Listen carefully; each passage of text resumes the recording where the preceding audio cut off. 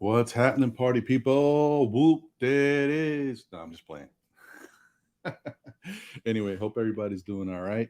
Sorry for the delay, but you know how it is, man. When this morning get going, I got to make sure stuff is right because I'll be here for a minute. Hopefully, y'all doing good on this Saturday morning. Another day, we're alive. We're here with the chance to talk about our Knicks. Whether or not it be good or bad, we're here. So definitely, I want to say happy Saturday to everybody. Hopefully, everybody's doing good. We've got a lot to talk about today. Um, I don't know. I don't want to be the Debbie Downer or anything like that, but I do want to tackle real topics, real issues that are going on with our New York Knicks. And Julius Randle is a real issue.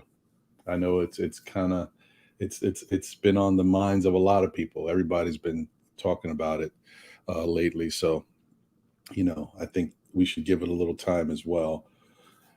Just because you know what, the Knicks have a big decision on their hands. I think, I didn't really think that we would actually be here, um, but it looks like we are. So it is what it is. We have to deal with it. And as much as I like Julius Randle as a person, um, there's just certain things that are going on with the team, how successful he is, how successful the team is, and the other things that just it is what it is. Just have to kind of look at it and talk about it, which is what we're going to do. All right, we'll be right back right after this.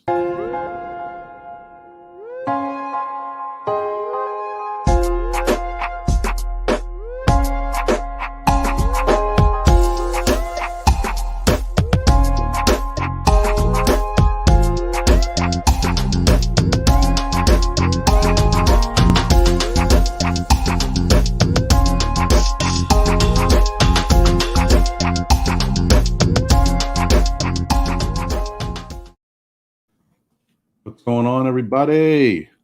Salute to the chat. Appreciate y'all. Glad to see y'all here with me this morning. Thank you for joining up.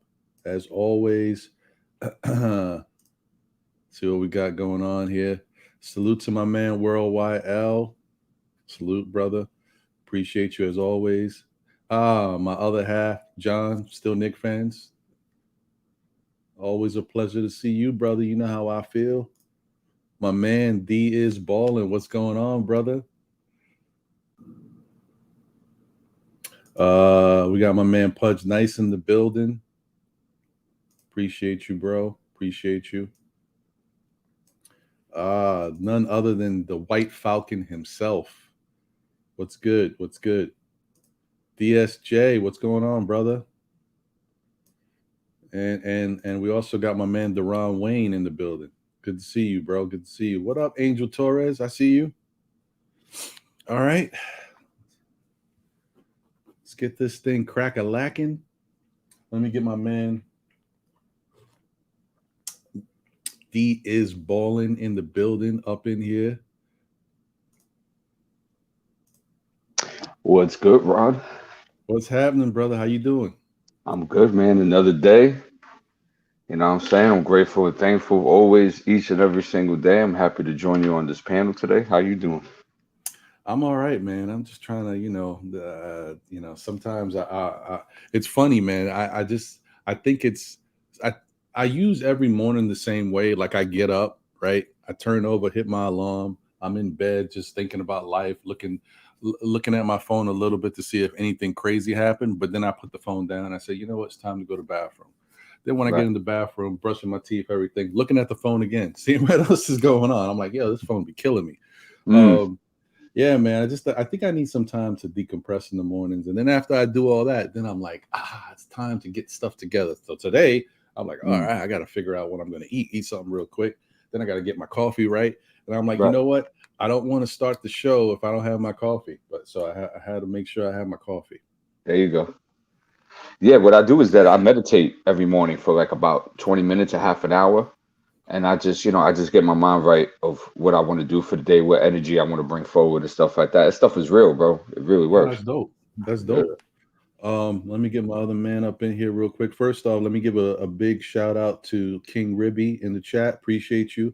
And this brother. Oh, wait, hold on. One more. Knicks 100. Good to see you, brother. Salute. And let me not forget this brother right here, Stafford Don. All right. What's up, Steph? Blessed morning, morning D's balling, morning What's up, man? Ron. Yeah, man, another day, another blessed day. Give thanks for life. You know what I mean? Mhm. Blue skies, clear skies here in South Carolina. I can't wake up without my morning coffee too, Ron. So, that's one of my true best friends also to my morning coffee. And that other thing, that meditations, I wouldn't say here on air, but meditation is always good also too. Absolutely. Oh, Yeah, yeah. It definitely is, man. I've seen. I'm not one of the people who is good at doing stuff. I've tried meditation in the past, mhm. dealing with my issues that I've had. If I haven't mentioned on this show, but maybe I have in the past, whatever. Anxiety issues you may have. So I tried meditation, and I tell you, it's tough because you really got to let yourself go. And I'm one of Yeah. those. I'm be fighting myself, man. So it's hard, Mm. but I do see the benefits in it, man. And Oh, one yeah. day, maybe as I continue to get older, I'll be, somehow I'll get a little bit more comfortable to be able to open up to do it. All right, now Right. it's tough. Yeah, well, I have the perfect medication for you to start off with. Huh. Anytime you're ready. Hmm. All right. I don't know what that means, but his name is Stafadan. So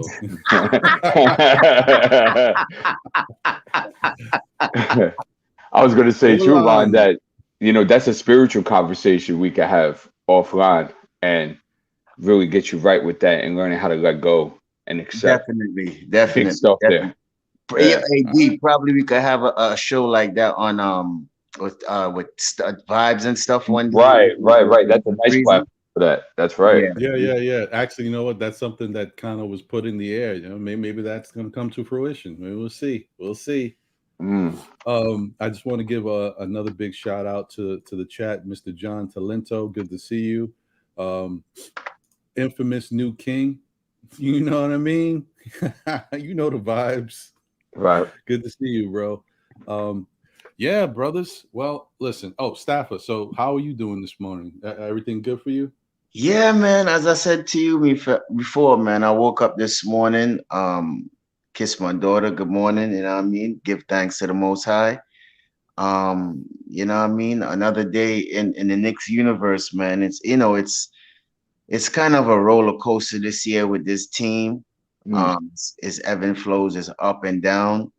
I've come to the conclusion that I can't be too high, I can't be too low on this team. I just gotta ride it out and see what this team is all about, because it's frustrating, man. One minute we play good for like 3-4 games, and then we go on this losing streak for the next 3 games, and it's like, what happened? Hmm. So it's a very good topic that you have this morning. So I'm just ready to get it in. Yeah, I hear you, brother. It's just one of them things. Let me fix my mic, June. Yeah, put that a little closer. Yeah, I just feel like it's one of them things. Like I don't want to get into the bashing of Julius Randle and stuff like that. Like try to avoid that. But Mm. bottom line is he is the quote unquote best player on our team, and Mm-hmm. he's not playing well. And his Mm-hmm. vibes and his energy are bad right now for the team. He's not acting like a leader. He's going through a lot internally, I think, and it's showing. Um, and I just think that as an organization, the Knicks need to really think about some things. I Mm. think the coach Tibbs and the team itself needs to think about things. Like I feel like uh, it's time for a team meeting. That's how I feel. Like, and it's not about just Julius. It's about the team altogether, the way they play, the way they feed off of each other.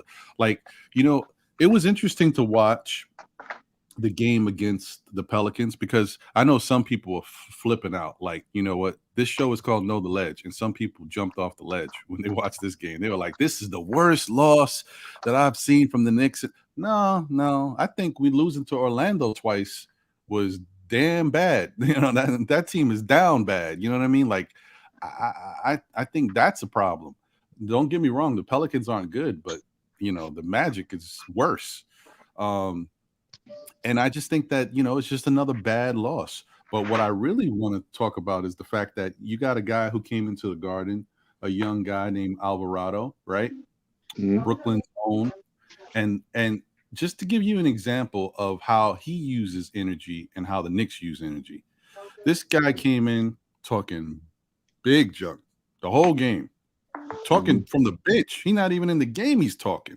He got his family in the stands. You know the pressure.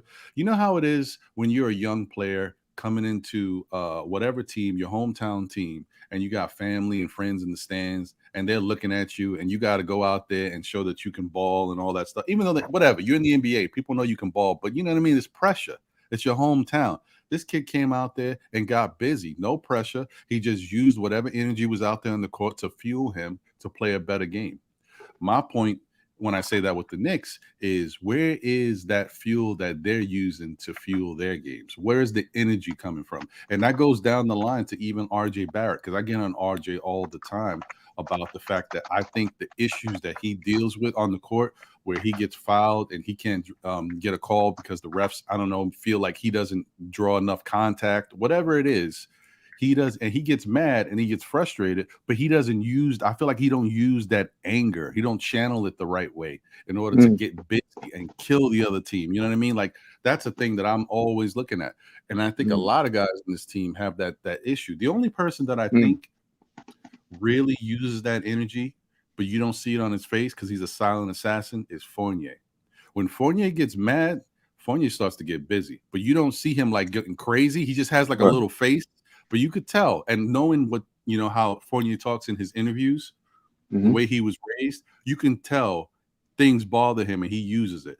But the rest of the team, I don't know what's going on. And I think that's a problem with our identity, with our leader, or lack of leadership, and the fact that we're missing D Rose. And I'm not saying D Rose is the greatest person when it comes to channeling energy.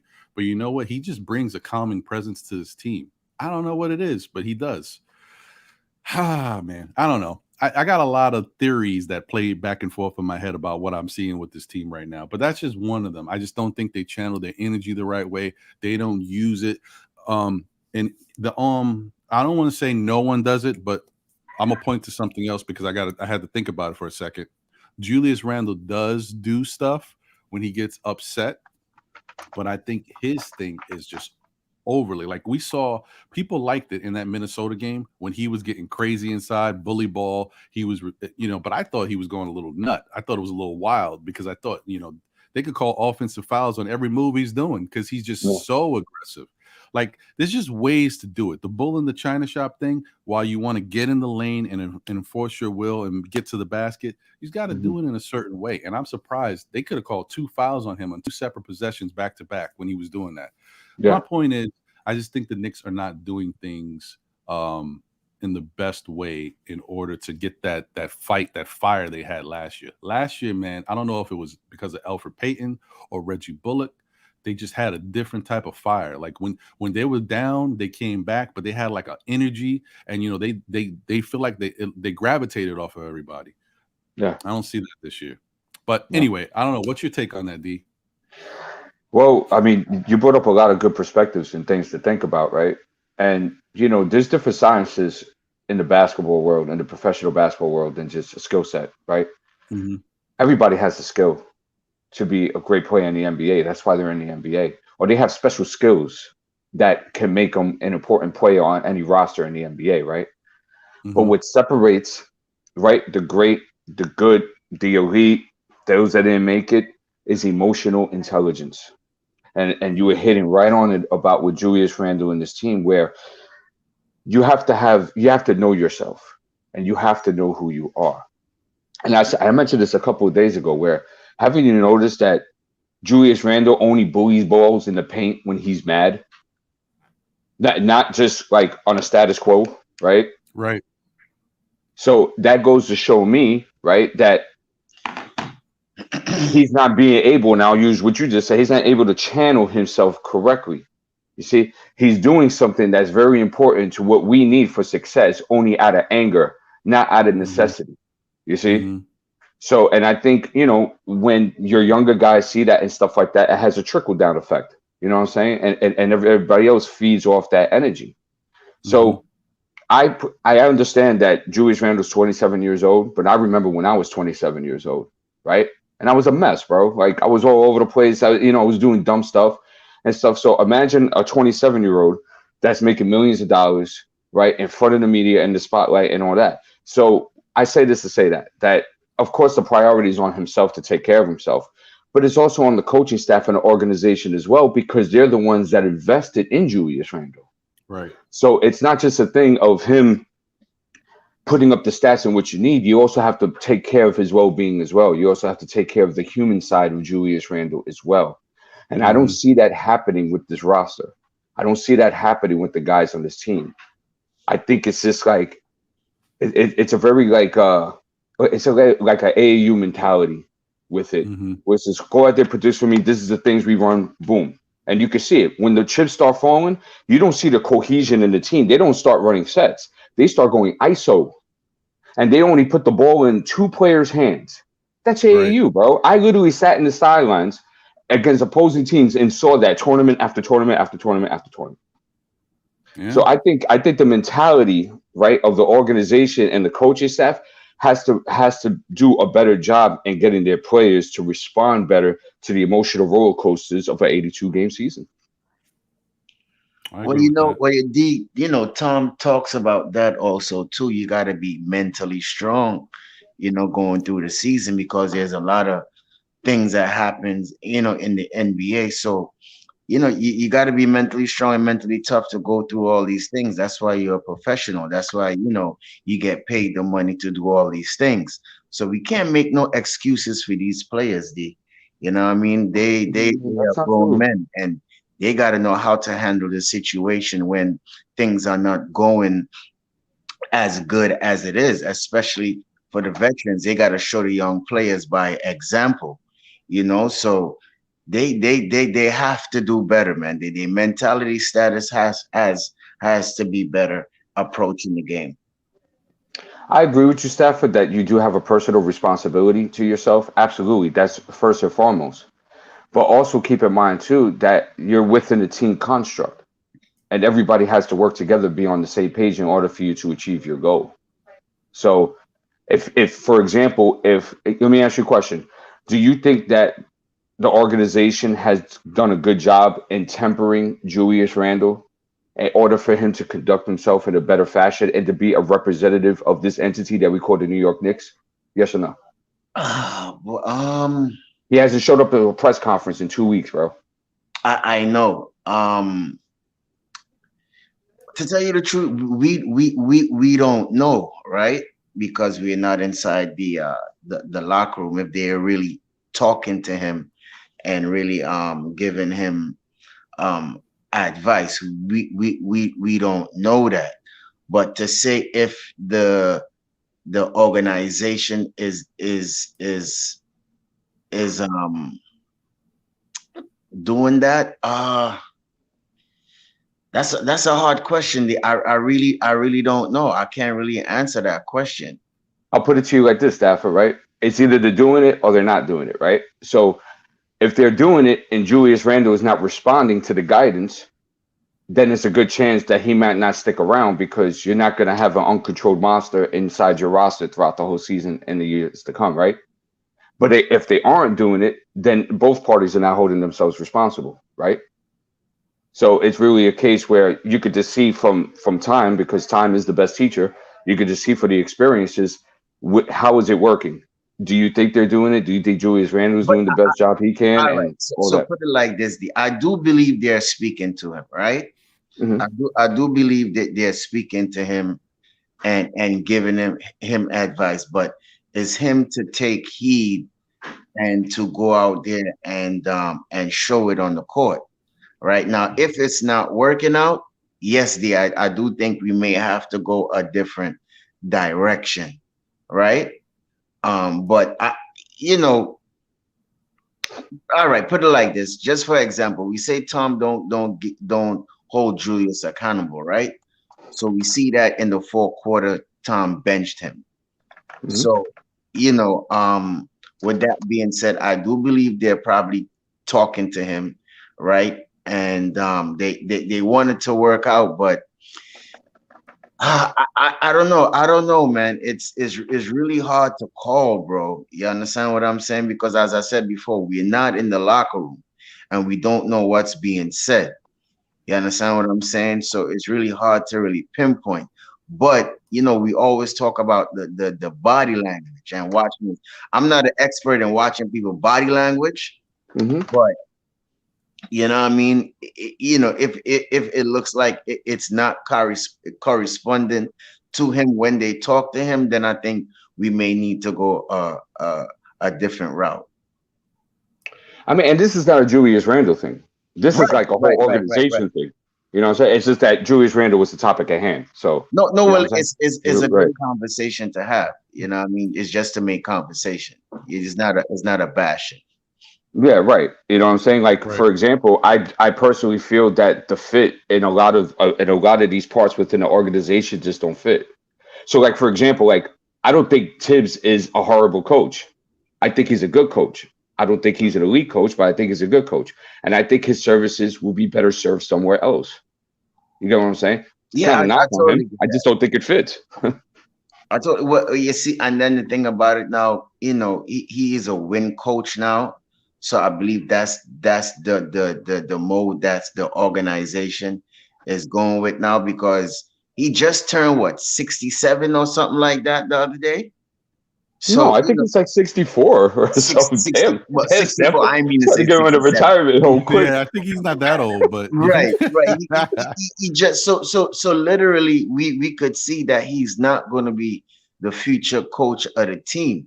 I think really and truly he's just here to set a culture and a tone, and sooner or later we're going to have a coach that's going to develop these young players and have us probably going a little more younger and running gun and more athletic, because you see for the past three games teams that we played are very young and they're very athletic and they running us out the gym. We were no match. Say that again. We were no match. Yeah, we were no match. So for Tom right now, he is just here, I believe, just to set a tone, set a culture, and get us respectable. But sooner or later, that we definitely gonna have to make a coaching change and move forward. Yeah, the parts don't fit. It's tough, guys. I mean, I want this team to be successful. I want them to work. Like, the thing about Knicks fans, and I think that's what maybe fans across the league don't get, or when they try to clown us. So everything we've been through, it's not just that we're Knicks fans. We're passionate. We get invested in our team, and now that we've been on this new youth movement, we get invested in our young guys. Because for even Julius is still a somewhat of a young guy. He's not an old vet. Like, you watch these guys grow and do special things in front of you. Like we saw Julius, come to the team with no structure, no offensive game, like not his game, but I'm saying there was no offensive structure at all. Fizdale kept saying, yeah, I'm trying to incorporate the guys and get them learning the basics. And then as they grow, we're going to, execute the offense in different ways, and we're going to get more exotic plays. He didn't run the damn thing. He just had people freestyling out there for a whole season. Like, I don't know what he ran. That was the no look offense, because it didn't have a look. And then you go from that to getting Tibbs in here, and Julius balls out. He had structure prior to the Knicks, but I'm saying he gets structure with the Knicks with Tibbs, and he's able to do some special things out there. Like, he was rejuvenated probably. And the fact that, I think it was just like a perfect storm. You got Tibbs. Everybody knows what Tibbs brings to the table. You know, regardless of whether you believe in him as a coach and his, the type of things he does, you know he's a winning coach. So the Knicks fans, the Knicks organization was hyped. Julius was hyped. The team started playing good defense. They started watching their name go up in the stats. Oh, wow. We're one of the top teams in defense. Oh, wait, we're number one. And like they saw all of that. And then Julius is like, I'm getting the ball. I'm getting to my spots. My shot is going good. It was just a perfect storm. And it was a great season. This season is just not the same thing. Like there's certain things going on with him. I'm not going to point to, anything in particular, because we don't know. I mean, these athletes don't tell us what's going on with them, but I'm just saying, like, certain things have happened this year where, one, let's not forget this, guys, as fans, us and everyone else watching who sees the Knicks, the NBA has figured out this Knicks team. They know what we like to do. They know what Julius likes to do. They know what RJ likes to do. All this stuff is evident now. So they have made adjustments, and let's not forget the East has gotten better. So they have even, like, it's sometimes, as a team, one is to have a game plan for the team you're playing and try to orchestrate it right with the players you got. That's one thing. This year, we have all talked about the East is so much better. So that means the personnel on each team is better. So now you have more weapons to throw at teams. So you can orchestrate things a lot better. And you know how last year, maybe a team had a good starting lineup and their bench stunk. So, you could try to keep a player like Julius down. Then the bench comes in and he exposes them. This year, these teams got much better teams, deeper teams all around. It's just a harder battle, man.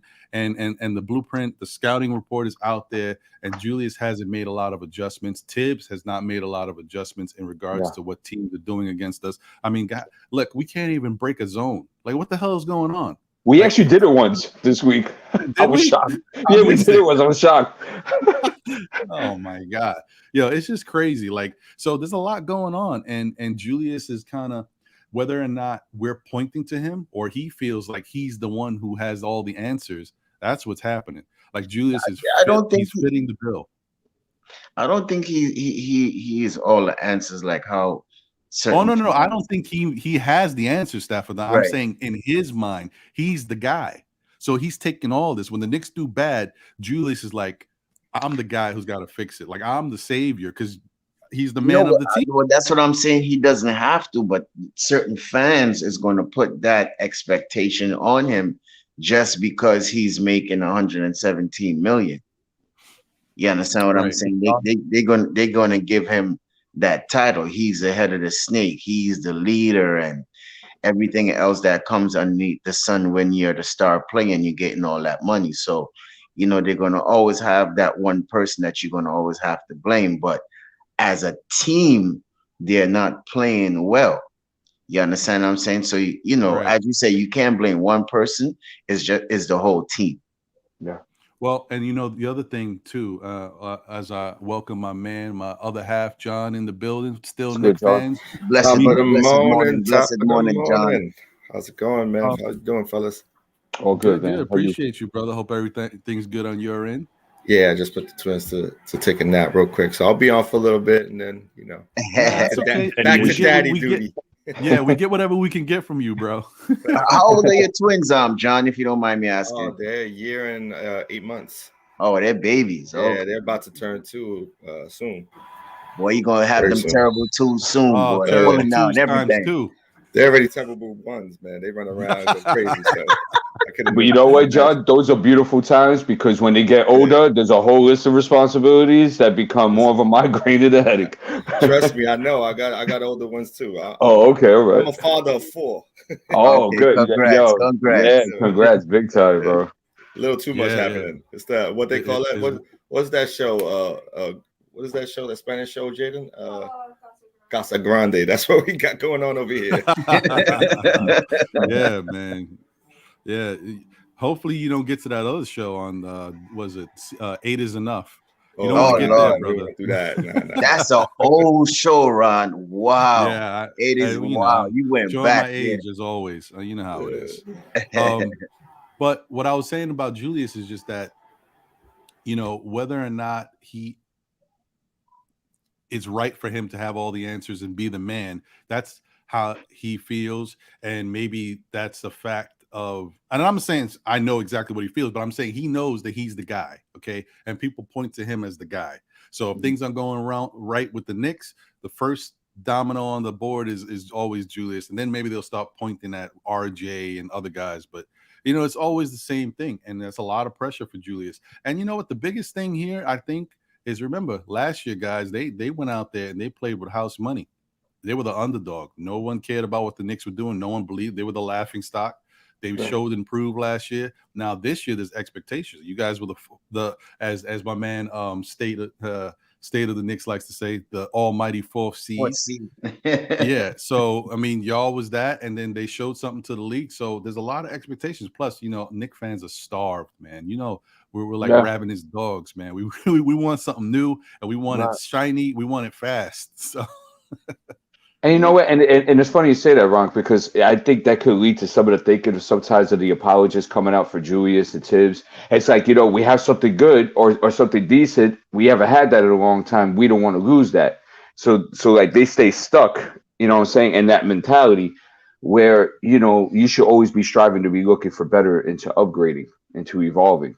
So, right. And but D, I mean, trust me, you see what you just said there too? I had drank the Kool-Aid too, bro. I heard you. You understand what I'm saying? So, I can't front myself, because I was looking at that same situation and saying, we may be rushing this a little bit too much, because I'm like, we're at 30 games in the season. Everybody's talking about shift and changing. I'm like, we have to give it a little bit more time, especially with Tibbs, So I'm still sort of in the mind state that we got to give it some time in order for us to figure out how we sort of patience of a sage. No, meaning how you are able to how do you get to become solidified?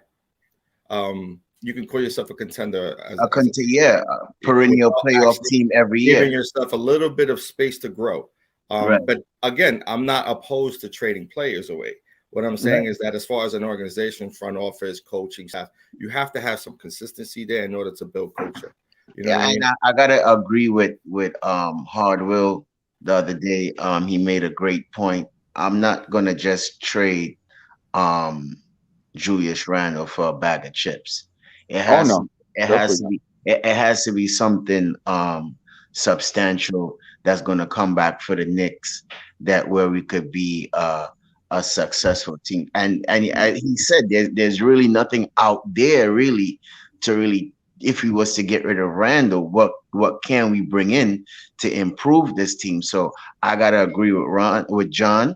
We gotta just sit back and see what can flourish for the next 40 something games. That's probably less than that's coming. Right, John, you brought up a very great point, right? And you brought about that depending on how you structure your build will determine your success. That's what you said in so many words, right? So can I ask you a question? I have two of them. One, how do you do that, right? And can you give an example? And two, are we doing that? How do you do that? Well, you have to really evaluate the talent that you currently have, right? And you have to be honest with that evaluation as an organization. You can't like sort of you can't give an individual, for instance, Randall.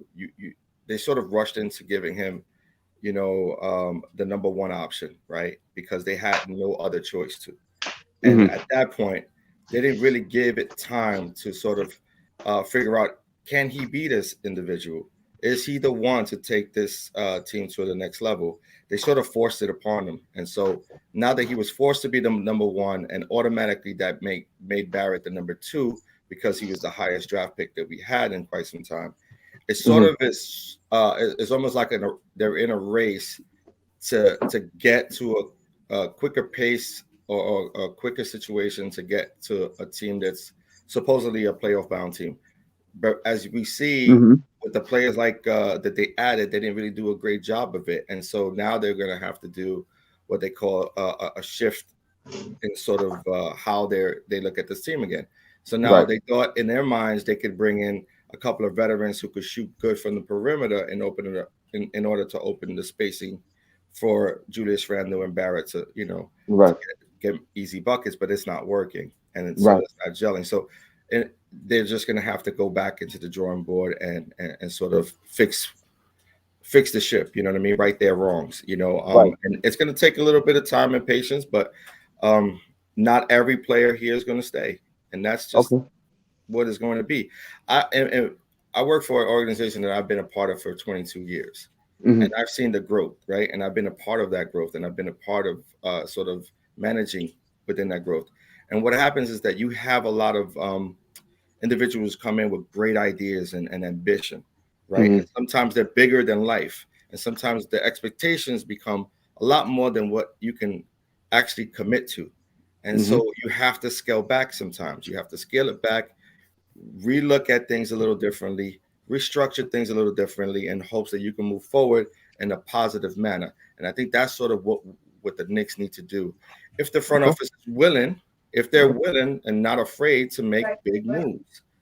I totally agree with you, D, when we were talking for our love of the game last night, when you were saying, hey, if you want to jump, you might as well jump for a guy who's, who we all looking at, who's a top, candidate for an opportunity to make change, rapid change, and that person is Ben Simmons. So, hey, John, we'll build with that in a second, right? Because that's a nice bomb right there. But I just want to go back and forth with you what you said. So I agree with your assessment, and I think those are variables in the equation, right, that you need in order to build the sustainable success, right? But if you notice, every NBA team, you know what they do? A successful team, right? Successful that's either championship contending or has been a dynasty in this league for 50 years. You know what they do? They draft well.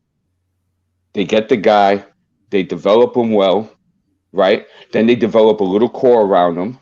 And then when they have something sustainable, then the big dog comes. You see? And then he completes the piece of the puzzle, and now you have a dynasty. You see, or your championship. That's kind of similar to Golden State. The whole Mark Jackson, and then Steve Kerr came in. Right. Same thing with the Michael Jordan Bulls, right? Like, because they weren't winning. Same thing with the Boston Celtics of the 80s. Same thing with the Lakers, right? So right. It's the same pattern. So there's patterns to this, you see? And another thing that all those teams have in common, right? They all had a dynamic wing player. We don't have that right now. So we can't expect to move the needle if we haven't had these certain things in place in order for us to be in a position to move the needle, right? Right. That's why to Ron's point and John's point, to my point, we just gotta stay pat and see what the season can hold right now, and just be patient. But if there's something, as I said before, and I heard John say substantial, where we could trade for a good player, why not, right? Yeah, that's a big one, right? Like if you have an opportunity to bring a guy in who has sort of, I would consider, a guy like Giannis to be a once in a lifetime caliber individual and player, right? Just with his size and unique skill alone. You have the same in a guy like Ben Simmons. However, we don't know what his mental fortitude is. Absolutely. Like, that's a given. But again, we only know from what we see of him with the Sixers, right? So we have to give him some time to mature. Maybe the situation was tougher than we all can see from the outside looking in. Again, we don't necessarily know the in and out of what happened and what occurred, but I'm willing to take a chance at a kid. And if worst case scenario doesn't pan out, you still have a tradable asset, right? Because skill level wise, he could still do a lot of great things for any team. John, let me get your opinion on this, right? And also you too, D. Also, Gina. What do you think we could offer Milwaukee for Drew Holiday? Do you think we could pry? Can you pry him though? That's the thing. The thing is that with certain teams, man, they did the same thing. Look at Milwaukee. They took Giannis and they build around, build around Giannis. You know what I mean? Right. And they made that team the team that they are today because they needed that Drew Holiday to come in and complete that core. So right. For us to pull a guy like that, it's going to be very difficult. Because it's not even that. I might not even be worth investing in that because he turns 32 this year. That too. But look at Chris Paul though. We said that about Chris Paul. And look what Chris Paul. Yeah, but Drew Holiday, you know, Chris Paul, bro. I understand that, but we don't have a point guard that we've been screaming for the longest while. So imagine what Drew can come in and do for this team and solidify that particular position. And we could elevate from a first round to a second round. I'm not saying he's albeit world star, but he could add to the equation. I think Tibbs would love a person like that. Yeah. Well, the only problem, the problem I see with that, Stafford Don, is one, why would Milwaukee want to do that? Because remember, they're the defending champions. Right. And right now, if they had everybody back and healthy on their team, I don't see a reason why they would have to make a move at all. I think, if I'm not mistaken, I think Brook Lopez is still out, right? So, and if that's the case, maybe they would, try to get like a dynamic big, for cheap, like a young big who can do certain things to kind of help spell what Brook gave to them, just in case, because Brook's been out for a minute, and when he comes back, you never know, he could re-injure himself. Maybe they'd be saying like, we need something like an insurance to give us something that maybe Bobby Portis can't, or something like that. But other than that, I don't think that team needs anything. They've got young shooters. They've got vet shooters. They've got Giannis. They've got Drew Holiday. They got Middleton. That team is pretty stacked. I don't see why they would want to trade with anybody. Like, some teams just don't need to move the needle. That's why I'm saying, like, that's a tough sell, Stafford. I don't think they would want to trade him right now. At least you don't want to break up. No, I was going to say, at least you don't want to break up. Remember, they are the defending champions. So you want to go through this year, giving that team one more shot to see what they can pull off. Right. Maybe next year, if they don't pull it off this year and they see like there's a little regression, they could say, oh, maybe we could tweak something. But I just don't see them doing anything this year. I know that was far-fetched, but it was just something to throw out there. No, it's okay. It's okay. D, what were you going to say? Okay, so because I have to go, right? So I wanted to spit this 3 to 5 year plan that I think would really work for us. Oh, yeah, go ahead. And then I want to get to G-Man. Okay, cool. Hey, G-Man, how you doing, by the way, bro? How's everything? How you doing? I'm all good. Thanks for asking. So I know people are going to reject it because of recent events. But when you really look at the timeline, the success, and the advanced analytics and what this guy could bring on a night-to-night, this makes perfect sense for me, bro. So what I would do, and John heard this yesterday, what I would do is that February 3rd, I would call up Daryl Morey, and I would tell him, I have a trade proposal for you. Mm-hmm. I would give you Julius Randle, Evan Fournier, Emmanuel Quickly, Dallas's 2023 pick, and a 2027 first round pick for Ben Simmons. I have an elite floor general. I have an elite defender. Okay. And I have a guy that I don't have to put the pressure of him being the number one on this team. I'll just, Ben, go play your game. I don't have to hit. This is the first time in his career where I will ask him, you don't need to shoot. I don't care. You just need to hit free throws. We got guys to that for you. Don't worry about that. Play your game, son. Mm-hmm. You're only 25 years old. We could plug you anywhere defensively. Don't worry about it. You see? Then I'm going to help out Philly because they want to get rid of Tobias Harris. I'll help them. I will give them two second round draft picks and have them move to like Utah or something like that for Bogdanovich. Or have them move to the Wizards and they could take Kuzma or they could take Rui Hachimura. You see? Or Indiana for Kyrus LeVert. So now Philly ain't losing out of this deal. They got a win now scenario. Okay. And they also have their future intact because they keep their draft picks. We're giving them 2 number ones and they could do whatever they want with the 2 seconds. Mm-hmm. Mm-hmm. Now, if I do that, I think we'll be one of the best defensive teams in the league. And we will be running up and down. And we will be having a good old time. And I think we can reach a 6 seed with that, possibly meet it to Milwaukee in the first round, make it competitive, and we're feeling good for the next season. Guess who we get next year, Ron? We get Rokas.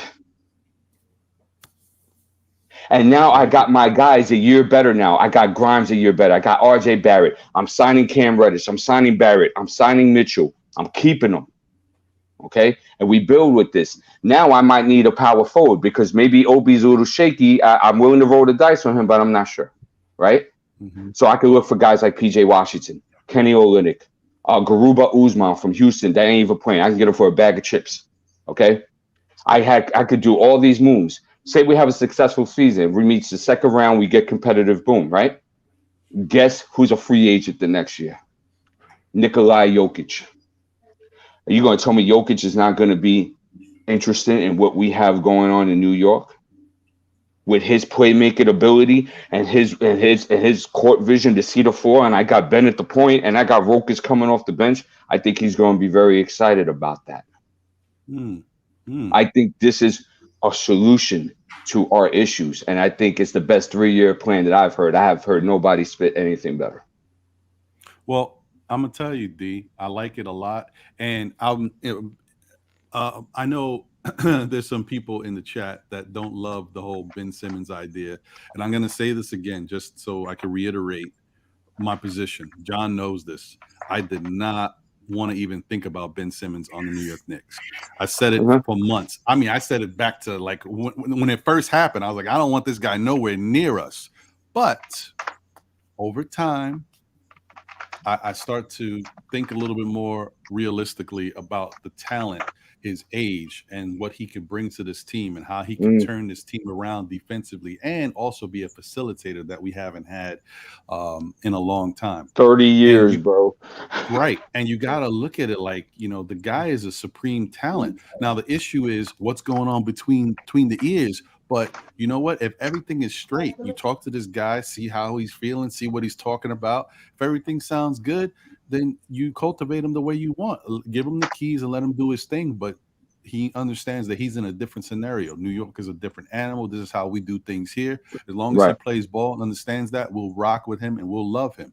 And his success will be, you know, not like nowhere else. Obviously, you know the whole spiel about being in New York. Right. So, and you know, the Queen's Court, she had a GM for a day scenario where we all put together our teams and what our prospective teams might look like. And my trade was to go get Ben Simmons and build with the young core around Ben Simmons. So I'm with you on that. And yours is even better because one, the package that you're giving Philadelphia is a little better than mine. Two, the idea of having him come in, work with the rest of our young talent, get that defensive identity, then possibly bringing in Rokas next year, because I don't know how people feel. This Rokas guy is not a pipe dream to me. I keep watching him. He gives us a lot, and he's young.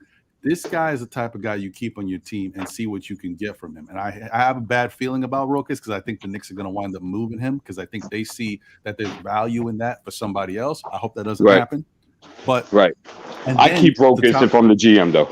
Right. And then to top it all off, your point about the Joker being a free agent and then coming to this team and seeing what we got. Plus, let's look at it for what it is. Denver is not going in the right direction at the moment. So he might be saying, you know what, the writing might be on the wall, like things are changing here. We got a lot of stars that are unhealthy, and I don't know how much value they're going to give when they come back. If, you know, who knows?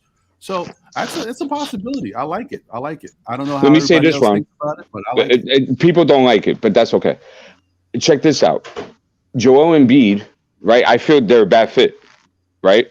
And they don't work. Right. And the 2 seasons that Joel Embiid was half out the season, this is Ben Simmons' advanced analytics, bro. This is elite and advanced analytics, by the way. He had a 4.5 replacement over value over replacement player. 4.5. His box plus minus was 4.5. His defensive box plus minus was 2.5. His offensive box plus minus was 2.0. His win share per 48 was 162. His win share was 9.2, which is elite. His defensive win share was 5.0. His offensive win share was 4.2. And that was the season that Joel Embiid was out for the second half of it, and he came back in the playoffs. And the Philadelphia 76ers had the best record in the league. Okay, that's why they threw him the bag because it was like, yo, this guy's amazing. Look what he just did for us. Right. And they got to the second round of the playoffs, right? Correct. Now, the next year, Joel Embiid was out for the first half of it, right? The advanced analytics remain just about the same. They're a little bit lower because Embiid ended up coming back at the second part of that season, right? But they're still around the same as it was in 2017, 2018. So what does that tell me? If I give the keys to Ben Simmons, I don't have to worry about his mind, right? I give him the keys. Don't worry about shooting. Have fun, play defense, make everybody better, and be a beast of the paint. I think Ben Simmons will be perfectly fine. He's a winning basketball player in this league. We don't have guys in his organization that have elite skills. He has elite skills. He's a defensive elite player. His playmaking is elite, and his rebounding is elite. We don't have it. We'll be crazy not to consider this. You have to get talent in order to be competitive in this league. And right now, we're short of talent. You know what I mean? Absolutely. So we have to get talent. Absolutely, gentlemen. That's a great take, D. Hey, man, listen, I'm not opposed to that. I know, like I said, guys, I know some of y'all out there don't love Ben Simmons for whatever reason. I personally thought, and I still think he probably is a diva, but you know what? It doesn't change the fact that he's a supreme talent out there, and he can do certain things, not well, but great. Yes, he has things that he does poorly, but in comparison to what he brings to your team, I don't know. I think that's something that you got to roll the dice on that. But let me do two things real quick. One, let me just shout out the chat once again. Andrew K, appreciate you. Joseph Luciano, I am number 356 subscribe. Welcome to the fray, man. We appreciate you. Thank you. Thank you for joining up. Big task at hand. Salute. Max Cali, salute. Sean Kearns, salute. And Lakeisha Fisher, salute. I wanted to get back to Sean Kearns real quick, and then I want to go straight to G-Man because he's been here quiet, waiting for patiently a man of honor. Sorry, G-Man. Sean Kearns says, why does Julius have to be the guy? Because you score the most points doesn't make you the guy. And Sean Kearns, that's a reasonable assessment of the situation. But remember, this is New York, and New York fans aren't all reasonable. Whenever we see anything on the court that resembles anything good, we believe in that, and we go all in on that. So Julius is the man here. And the other thing I wanted to tell you is, don't think that I think they said Cam might play tomorrow. Don't think when Cam gets here and he's out there in the court that there's going to be fans that look at him like he's the savior, like he's got the answers for what's going on with this team. That's just how it is. A lot of unfair expectations. That's right. So yeah, I just wanted to pinpoint that real quick. Let's go to Shards, man. See what his takes on that question. Exactly. What's going on, G-Man? So before I get to the question, first of all, let me say again, gentlemen, I love being on this panel. Thank you for having me, and it's always a good thing. If you can hear my voice right now, and you have not hit that like button, please do so. Subscribe to this channel, because there are very few places you get this caliber of Knicks content. Right? There are a lot of content creators out there, but when you talk about quality Knicks content, well thought out, this is where you want to be. This is one of the places that you want to be, for sure. Thank you, G-Man. Appreciate that, brother. Oh, and one more thing. I don't want to dismiss him because I appreciate him wholeheartedly. We go back and forth, but, you know, this brother is my guy. I also didn't forget Josh, a.k.a. Uncle Fulio, in the chat. Salute to you, brother. Appreciate you. Okay, continue, G-Man. So a couple things, and you guys talked about a lot of things over the course of the last about 30 minutes, right? So I'm going to do my best to touch on each aspect of what we're talking about.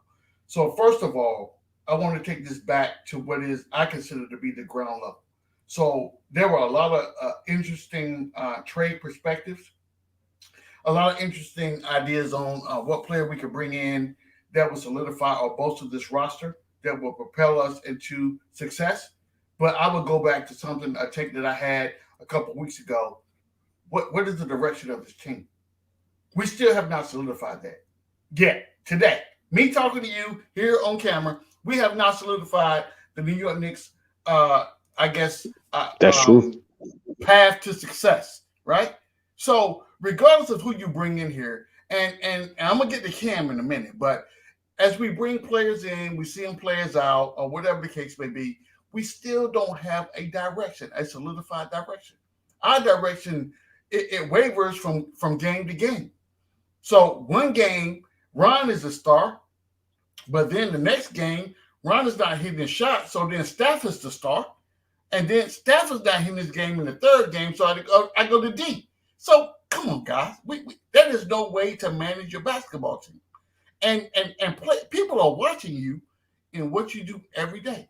So when Ron picks up the phone and says, "Hey, G man, I need for you to come on and come to the organization and and do X, Y, and Z," my first comment is gonna be, Ron, I love you like a play cousin, but I don't feel like your organization got all their faculties in line right now. You know what I'm saying? I'm not going to uproot my family. And this is what people fail to realize. NBA players have families. They have other things that they have to deal with the same way. Now, they deal with them on a different level, but they deal with the same thing we deal with on day-to-day, right? So if I take a job in another city, I got to uproot my family. First of all, I got to go discuss this with my wife and convince her it's a good move because we got to take the kids out of school. If she has a job there, I got to see if that job is transferable to the city that we're going to. You know what I'm saying? And if it's not, then my salary has to be commensurate with her not having a job. These are real life things that people we kind of gloss over those things, and that takes me back to what is the foundational direction of the New York Knicks. Could somebody please tell me? I'll wait. Could somebody please tell me? Please. I wish I knew. I mean, G-Man, I think you said it before, man. I mean, the office and the team right now is in a win mode situation right now. We bringing in players and giving them certain contracts, believing that they could take us to the next level. Basically, is a win now mode. So I mean, and then after you can see the team is mixed with a lot of veterans and young, so they're developing at the same time. But at the same time, Tom is 64, as we just said, and he doesn't like to lose. So it's nowhere in the plans where we're going to be tanking anytime soon.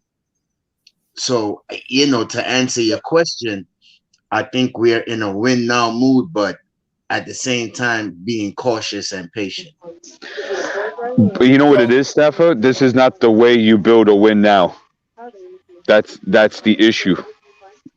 So that's why people are confused, like which way to go. Like, are we going that way or are we going this way? Because it's not how you build the foundation of your future players, and it's not how you win now. So now, is it a thing where is it incompetence and ineptitude from the front office? Does the coaching staff have to do with that? Like, how does that work? And that's an excellent point, D. And that kind of takes me to my next point, which is, and Stafford said it very eloquently, are we a win now team or are we developing? We don't know. And the fact is, we don't know. That means the front office is doing one thing. If they talk to Tom and they say, okay, Tom, I see your point. I'm going to go with what you got going on. So every move that I make is win now mode. But when the roster is looking at who you keep bringing in, sending out, they're looking at how solidified am I in the spot that I hold right now, right? So if I make the next mistake, am I the next person gone? These are real issues that players have to deal with. Now, what we see from a fan base is, when you come out on the court and you have a horrible game, you're supposed to be Julius Randle. You're supposed to be that dude, our leader, to take us to the promised land, and you only score 4 points. What are you doing? What is really going on? But nobody sits down and asks the question about what is on this guy's mind. And this is a part of a coach, right? So any manager, supervisor, coach, executive that's responsible for other people's lives, you need to understand what's going on in that person's life in order to give them the opportunity to be the best person they can be, right? So if you're not asking these questions to your player or to the equipment manager or to the water boy, I don't care who it is. If you're not asking these questions, you're not getting the best out of that player. I'm sorry, you're not. And you know what's another thing too, G-Man? Just to veg you back with you real quick. You also have the issues of guys playing out of their positions and playing out of what they're supposed to be doing. And a perfect example of that is Emmanuel Quickly. Emmanuel Quickly is in Kentucky for 2 years and never handled the basketball to initiate the offense, to break down the defense, or to work in the P&R. He never did it. And now all of a sudden, now we have him doing this all of a sudden. Alec Burke has never been the point guard for an NBA team in his career. I think he was a point guard for Utah at one time, D. No, he was not, sir. Okay. So, and D brings up a great point, right? So I would say this. I would say that a lot of the things, again, man, remember, I want y'all to follow me, right? And sometimes it's hard for people to follow G-Man because I will take you around the bend, bring you back on the elbow, and then expect for you to remember what I said 10 minutes ago, right? So stay with me for a second. When I talk about foundationally building a basketball team or an organization, so first of all, you have to have a direction, and you have to have buy-in from every individual that's a part of your organization. You have to have that buy-in. Once you get that person that says, I hear what Ron's saying, but I believe Ron is an idiot, so I'm not going that route. I'm going to ride this out, and I'm going to do this over here. You're not part of the solution. You're part of the problem, right? But it takes us 2 seasons to figure out that G-Man is a part of the problem. You know what I'm saying? It takes that long. So when we talk about, just think about this for a minute, gentlemen. If you have a person that has not historically had a reputation for being a point guard, why would you start him in the NBA game when your starter goes out? I'm just saying. Now, we have people, and don't get it twisted, you have options, right? You have someone that for whatever reason you're comfortable with, and this person has convinced you they can jump over the highest mountain and swim the longest seas or whatever the case may be, but you legit have a point guard on your bench that you haven't even touched. A legit point guard. This is what this person does for a living. Point guard. You don't touch it. You take a dude that has never played this position and you say, we're going to throw him point guard. And people are like, okay, yeah, you want to throw him point guard. Yeah, stop that. What are you doing? What are we, where is the checks and balances at? Where is that person? Where is that and we always talk about the devil on the left and the angel on the right. We always have the conversation. Where is the angel to come and save me from myself? Because what I do here right now is put this team in a situation to where we're not going to be successful. And also, too, G-Man, to veg you back with you one more time, Deuce McBride is also your best on-ball defender on the team with a 6'8" wingspan. For a defensive coach, I would at least give him spot minutes, at least. I'm telling you guys, and I'm gonna speed this along. So that's the first thing. And I heard you guys talking about Julius, right? So Julius Randle's problem is this. Julius Randle's problem is not really Julius Randle's problem. What Julius has a problem with is how he's perceived. And a lot of times, depending on where you are mentally in your life and how sustainable you are and you know, and the level of I guess support that you have in your life, it wavers, right? So this is a telltale sign. Normally, in your contract, when you sign that dotted line, and I'm paying you, $50 million a year to go do X, Y, and Z. A part of that contract is post-game, regardless of how the game goes, you got to go sit in front of a camera and ask some hard questions. Answer some hard questions. That's your job. Not only is your job to put the ball in the basket, but you got to go sit in front of cameras, whether you feel like the questions are idiotic or not. Your job is to go answer those questions. Now, when you choose not to do that, and the people that's paying your salary don't hold you accountable, that's a problem. So now, if Ron does that, what's to keep John from doing that? What's to keep Stafford from doing that? What's to keep D from doing that? Because the exact same treatment that you gave Julius, you have to give to Mitch. You got to give that to IQ. You got to give that to everyone else that comes after him. You are setting a bad precedence. And I talk about accountability a lot, right? And this is what I tell you, and this is how this all circles around. that swirling thing we call the toilet bowl, right? If you're bored and you ain't got nothing else to do, go in your bathroom, flush the toilet, and wash away the water circles, right? Go do that. Because I'm going to tell you right now, this is where we are. Unless you have a strong foundation, and this is the initial question I asked, what is the foundation of this team? Does the front office agree with the coaching staff? Does the coaching staff have a coaching strategy that's commensurate with the people that's on the team and in line with the coaching staff? At this point, I would tell you, no, they do not. What we're doing right now is we're trying to put a Band-Aid over a second chest wound. We don't have a foundation. We don't have a direction, but we want to go out and get these players and bring them in here and expect them to do what? We expect Cam Reddish to be what? If you poll 10 New York Knicks fans right now, I promise you, out of those 10, 6 of them will believe that Cam Reddish is the person that's coming in to save this franchise. And that's not even accurate. That's not even accurate, not even almost. This dude has not stepped on the basketball court in the New York Knicks uniform yet. And this is my fear, gentlemen. This is my fear. I have yet to see a rotation to where the coaching staff, and I'm not going to call out Tom, I'm going to say the coaching staff, because I believe that at some point, people on that staff have input, and it's up to Tom to listen to it or not. So I'm going to say the coaching staff. I have not seen yet where the coaching staff has put a legitimate lineup on the court and had a significant rotational aspect of what to do in the game if 1, 2, or 3 things happen. That has not happened over the course of ever. Let's be honest. And if you need, I guess, relevant examples, look at the last 3 games we just played. This game we just played against the Pelicans, gentlemen. Come on now. The Pelicans, really? We look like an AU team out there playing against the Pelicans. Not even G League, AU. So, G-Man, let me just cut in real quick. John, let me ask you a question, right? And Ron also too. And it's to what reference to what G-Man was saying. Don't we see a foundation as far as bringing in a new coach? We drafted well. We got I wouldn't say a competent front office, but we have a decent front office.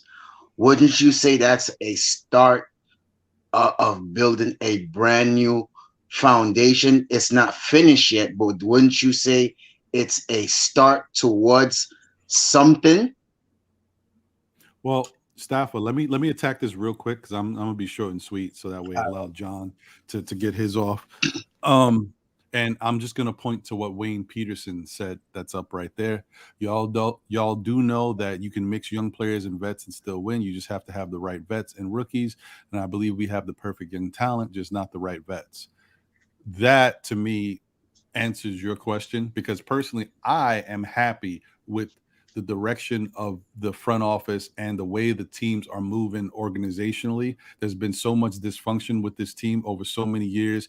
I don't think we've had the right mix of administration in place.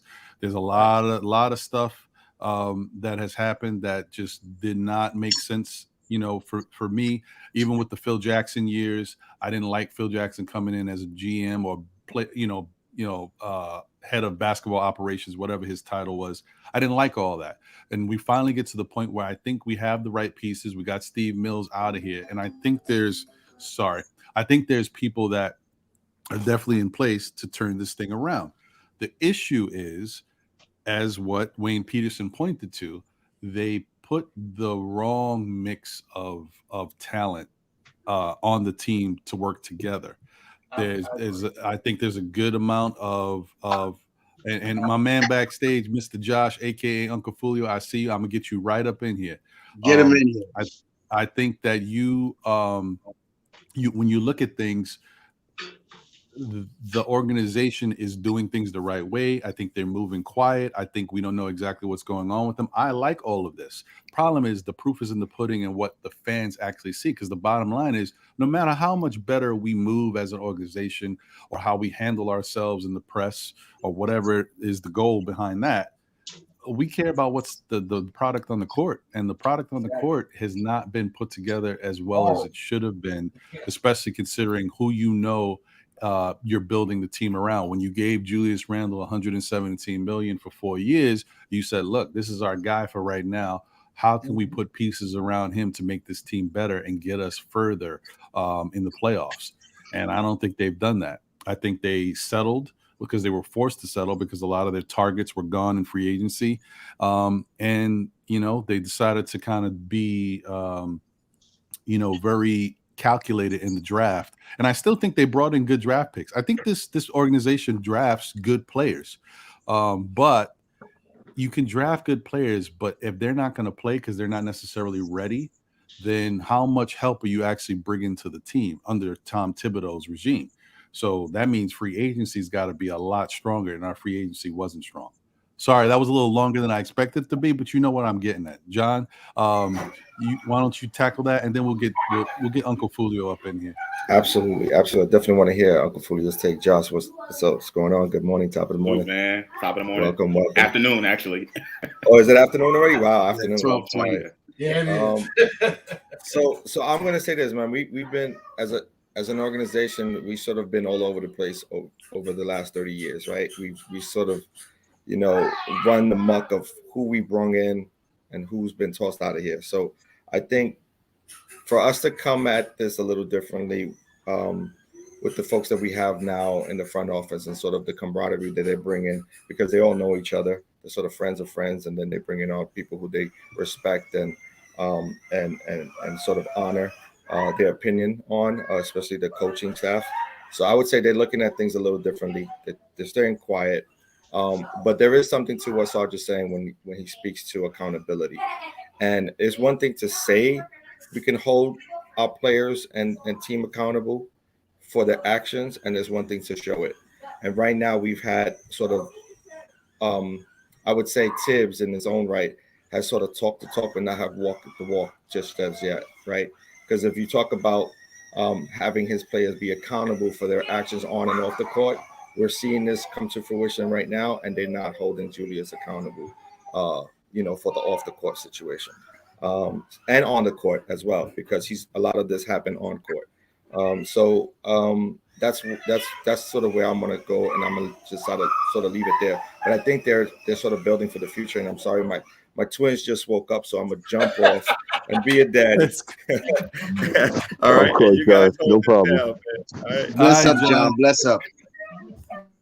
They going in right now. The twins, woo, they going in. So what's up, Josh? What's your take? I know you. I mean, you can address whatever you want, because I know you had some stuff that you probably was already thinking about. Yeah. First of all, good afternoon, everyone. Before I get to that, how you doing, brother? You good? I'm good. It was snowing here last night. Pretty crazy. People in the South can't really drive that well in the snow. But it's all good. The snow's melting. Everything looks pretty nice outside right now. So that's pretty much it. How y'all doing? Y'all good? We good. We good. All good, bro. All good. Salute, Ron. And salute to still Knicks fans. Ron and John, D is balling, Stafford on, Sergeant Knicks, aka G-Man for life. My brother, my OG. I disagree with you, my brother. I disagree with you. Of course you do.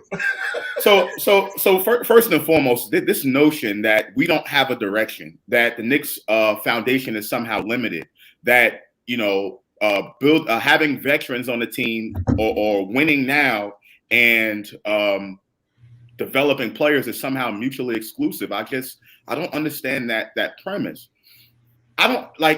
The Knicks are not winning games right now to the clip where we thought that we're going to win, but that doesn't mean that the plans for the future have changed, that there's no development that's going on. I think there's a lot of development. Half of our rotation are young guys that are getting major time, major minutes, right? RJ, Mitch, right? Quinn Grimes now, Emmanuel Quickly. Like, a lot of these guys are playing games and playing meaningful minutes. So this notion that, kids are not developing, I just totally disagree with that, right? Obi Toppin had 18 minutes in the previous game, scored 0 points. He scored 0 points in 18 minutes. So he's still getting time despite what he's not doing on the floor. And we all know Obi Toppin's point guard dependent, right? He needs a point guard in order to be successful. We've seen what it was like when Julius Randle was out of the lineup. Right. We couldn't score.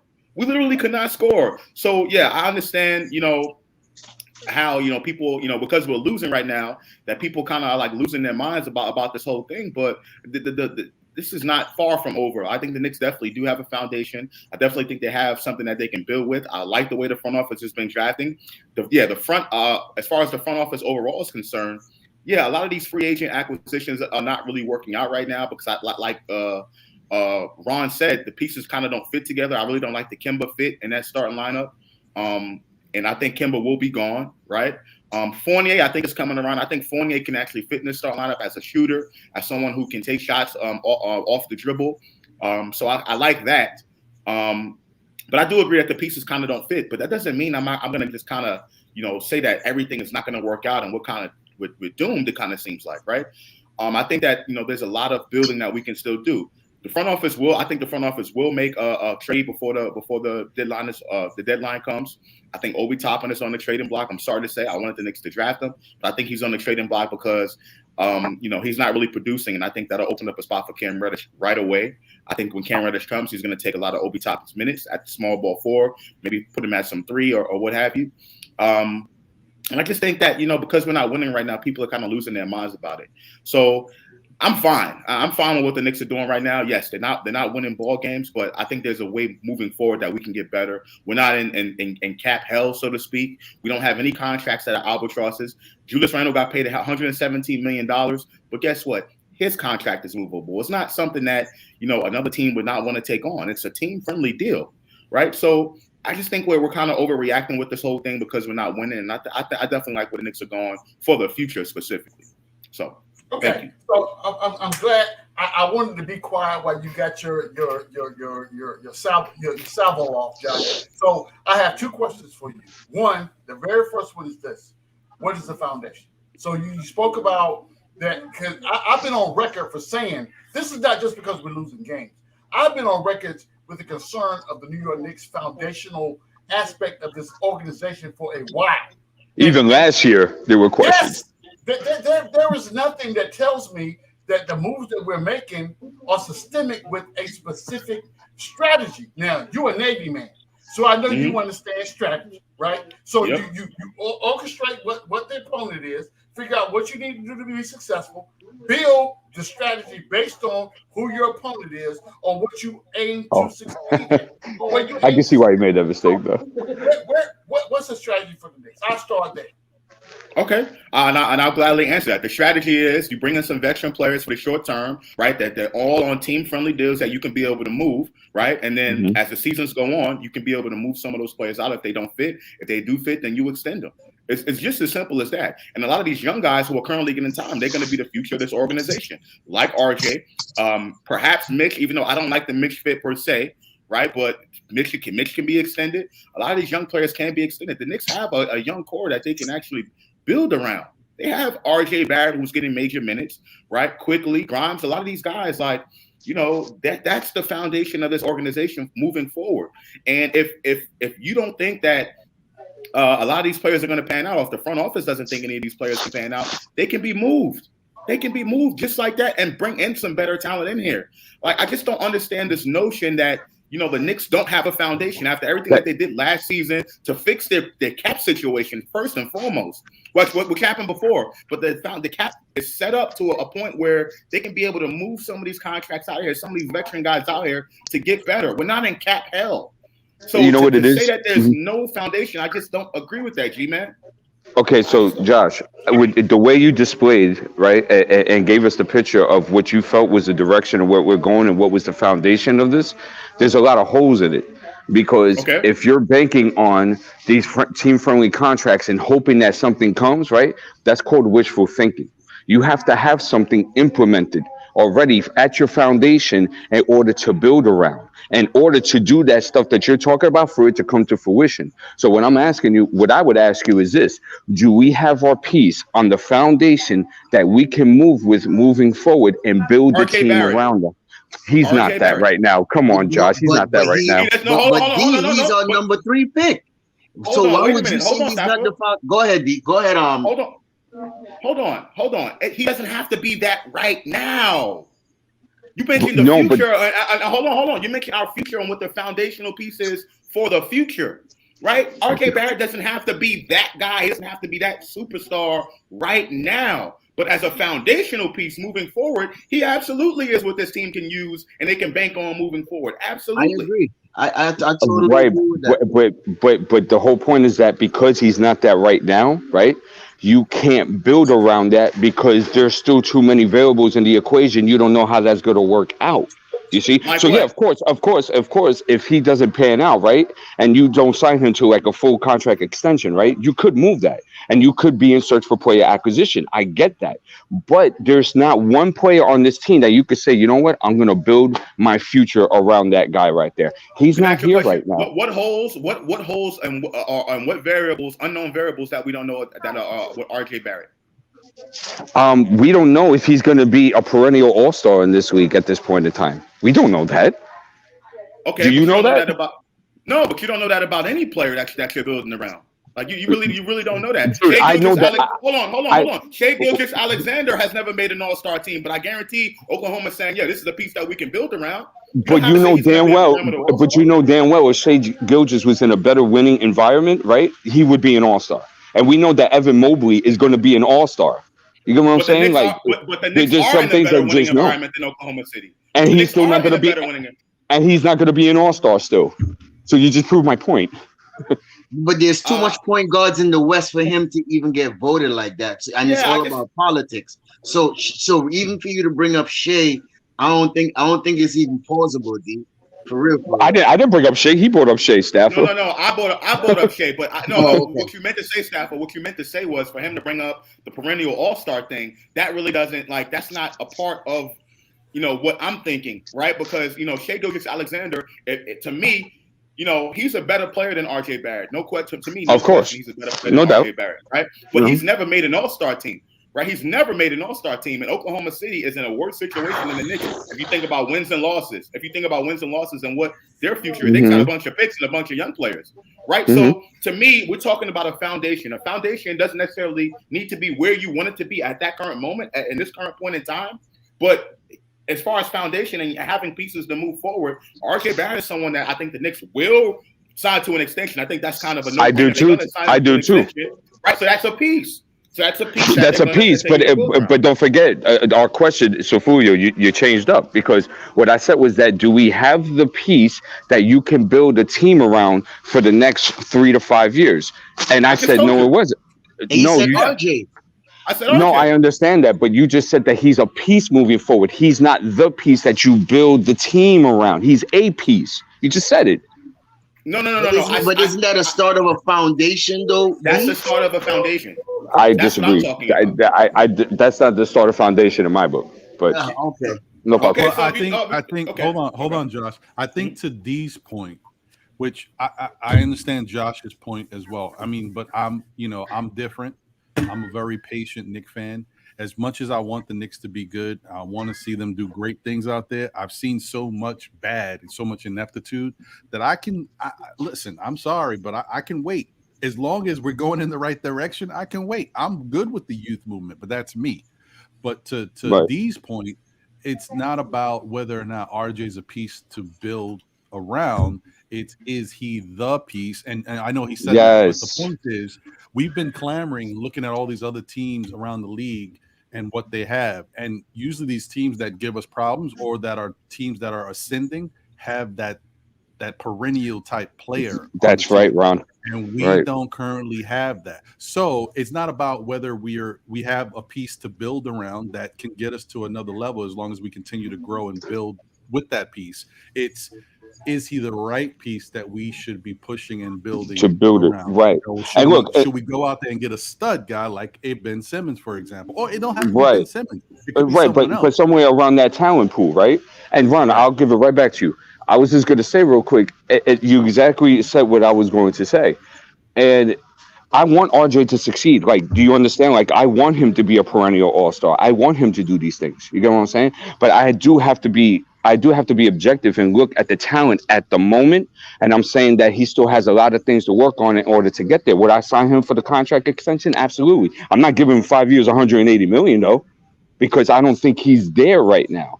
but I think he could be a very good piece moving forward within our organization. Absolutely. But he's not the guy, bro.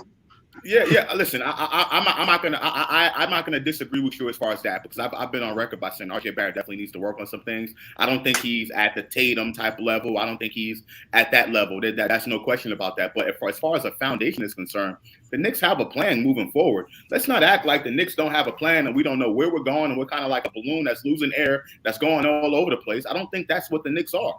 Right? The Knicks have a plan in place. They have a bunch of young guys. They have and D, you mentioned D, and you and G-Man mentioned about these contracts and these veterans that the Knicks have.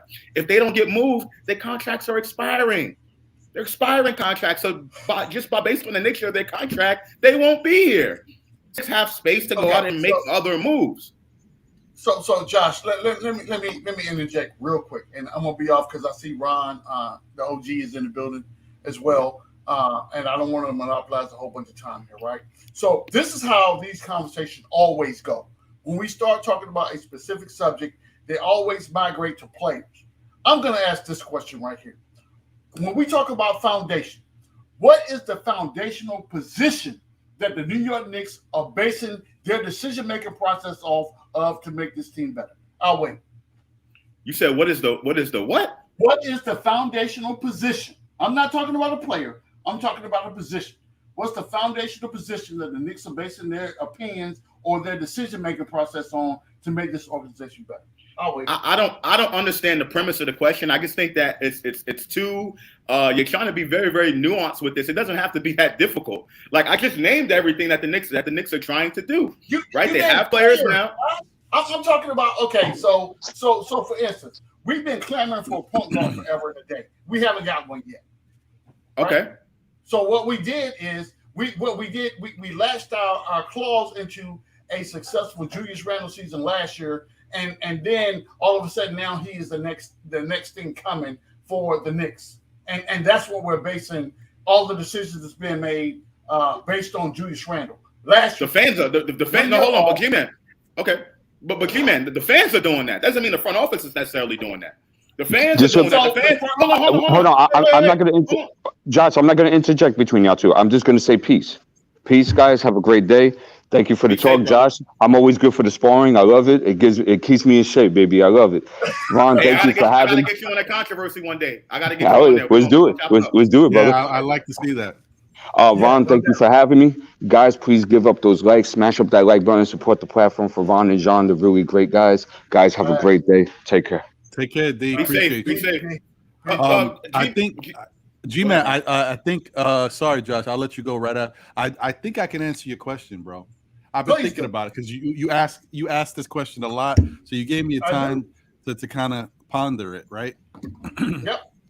I think that you're not gonna like my answer, but that's okay. I think, and this is like a slap. Look, this is just how I look at it. You know, Madison Square Garden, no matter what product is put out there on the court, is sold out every single game. Every single game. Yes. Yeah. I agree. So 100%. The money is being made hand over fist. Dolan is still happy. Like, as much as he may say, look, I want my team to win, and I'm sure he does, and he wants to please the fan base and everything. Bottom line is the Knicks are like no other, man. This guy don't have to do anything, and he still makes the same money. Okay. So that being said, the front office came in here to try to clean up what we had. We didn't have the right type of situation going on. We had a kind of a toxic culture with Steve Mills and everything that happened with it was very toxic under freaking Phil Jackson. Yes. So now they took pieces and they said, you know what? How can we change the direction? They brought in these guys, agents and NBA. I don't know what you want to call. Yeah, I don't know what you want to call World Wide West because I don't know. Yeah. Influencers. Like I think he's like an influencer. And then you also change your marketing department. You bring in Steve Stout, all this other stuff. You get all these hot styles and hot clothes, and you're trying to be hip because pointing to Kevin Durant's thing, like nobody's checking for the Knicks. The Knicks are played out and all this. I don't know his words, but you know what I'm saying. Yeah, the point is they tried to get hip. They tried to appease the young core fan base and make the Knicks something interesting. That's why we got these black unis and a black court, all this stuff, right?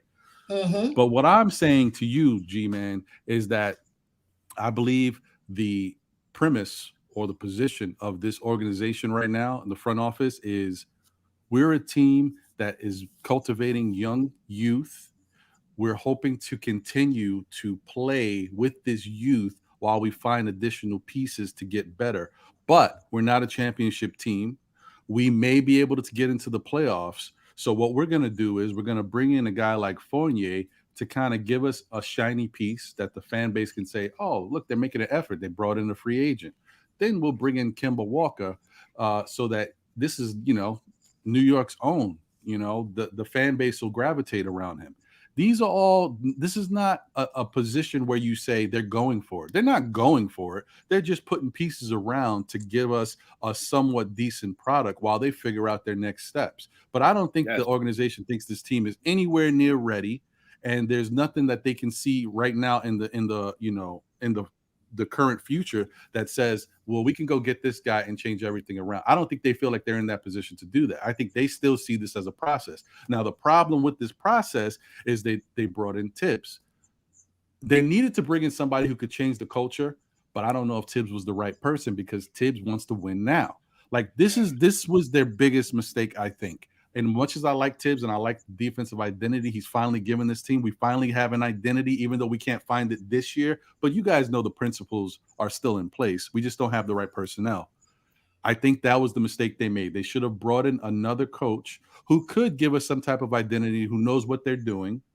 But bringing in Tibbs, who wants to win now and already is known around the league as being a disciplinarian type of hard on my players. I want them to work and give me everything type is not the right fit for the Knicks.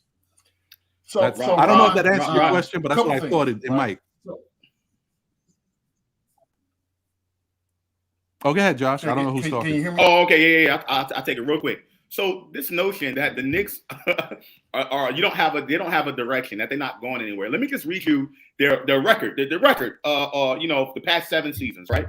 2014, 17 wins. 2015, 32 wins. 2016, 31 wins. 2017, 29 wins. 2018, 17 wins. 2019, 21 wins, right? Last season, 41 wins. The Knicks are at 20 wins right now. Right now.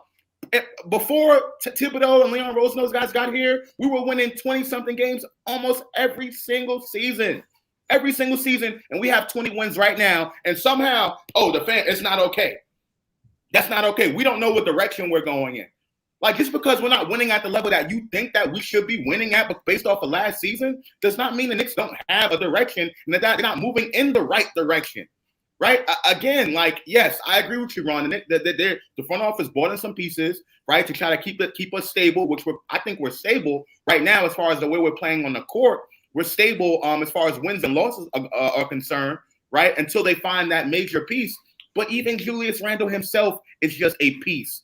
Like, Julius Randle right now is the guy on the team, but doesn't mean that he can't be moved in the future, because we all know he's not a number one or probably not a number two on a championship contender.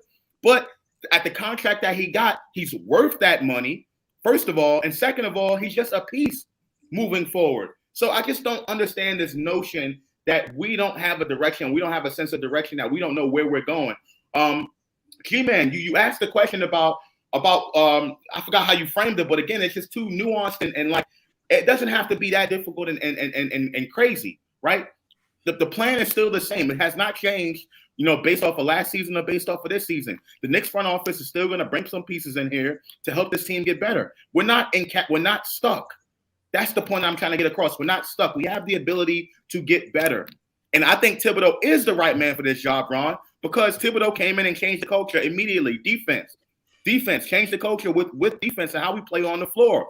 They hustle much better than they did the past few years, right? They play harder. They play hard for him than they did for any other coach that we've had in here, whether it be Fizdale, whether it be Hornacek and Dan, whoever, right? So there is a direction. So I just want people just need to stop overreacting. I think that's all what we're doing right now is overreacting, acting like the Knicks are doomed when they're not. They have the ability to get better.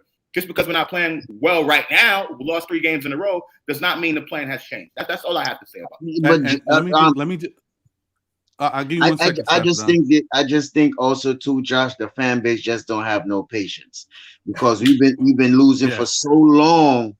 You understand what I'm saying? They just want everything now. You understand what I'm saying? So I mean, it's just rough, Uncle Fulio, and I feel everything that you're saying, bro. I totally agree with you 100%. So I just wanted to hold on one, G man. I'll let you go because I know you're ready to come back at him. I just wanted to say to Kenny Payne's point. I don't know if he was saying that prior to me speaking or while I was speaking, but I wanted to make it known my position when he said it's bad to bring in culture or hard work. And I know he's being sarcastic in that. Like, I don't think that that's the case. If that's, I don't, like I said, I may be wrong in how you phrased it towards me or whoever, but I'm just saying I like Tibbs. Don't get me wrong. I think Tibbs is a great coach, and I'm happy that he's here. My whole issue is I'm looking at it from, is Tibbs happy with what's going on? I don't know, but some of the things that Tibbs does and some of the things that the front office do seem to directly contradict each other. So like I'm just saying, well, the fact that the Knicks have a bunch of youth on this team, right? You have positions where you don't have a star player like point guard. They chose for whatever reason not to tackle that position, and they brought in Kemba at the last minute on a, hey, Kemba's in your lap, let's bring him in, whatever. But they didn't prioritize that position, and they didn't prioritize a 6'8" wing or the type of wing that Tibbs has said he wanted for so long. They get traded for him. No, not, yeah, but we're at the middle of the season point now. That at the beginning of the season.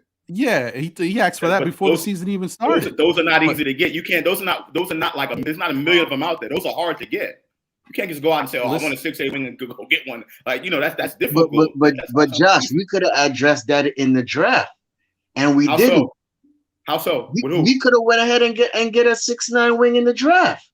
But we went ahead and we got Grimes, which is 6'4". He's not 6'9", although he plays good defense, right? But we never addressed that particular position, which we needed, but we went ahead and we did it just recently. So, I mean, to G-Man's point, we've been asking for a 6'9" win from a long time ago, and we never did. But we got one now.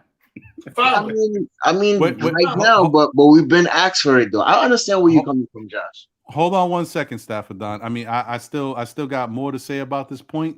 I'm sorry. Go ahead, man. No. It's cool. No. Not that. I just want to get to Rob because I know Rob's at work, and if he has a moment to say something. What up, Rob? Hardest working man, show business.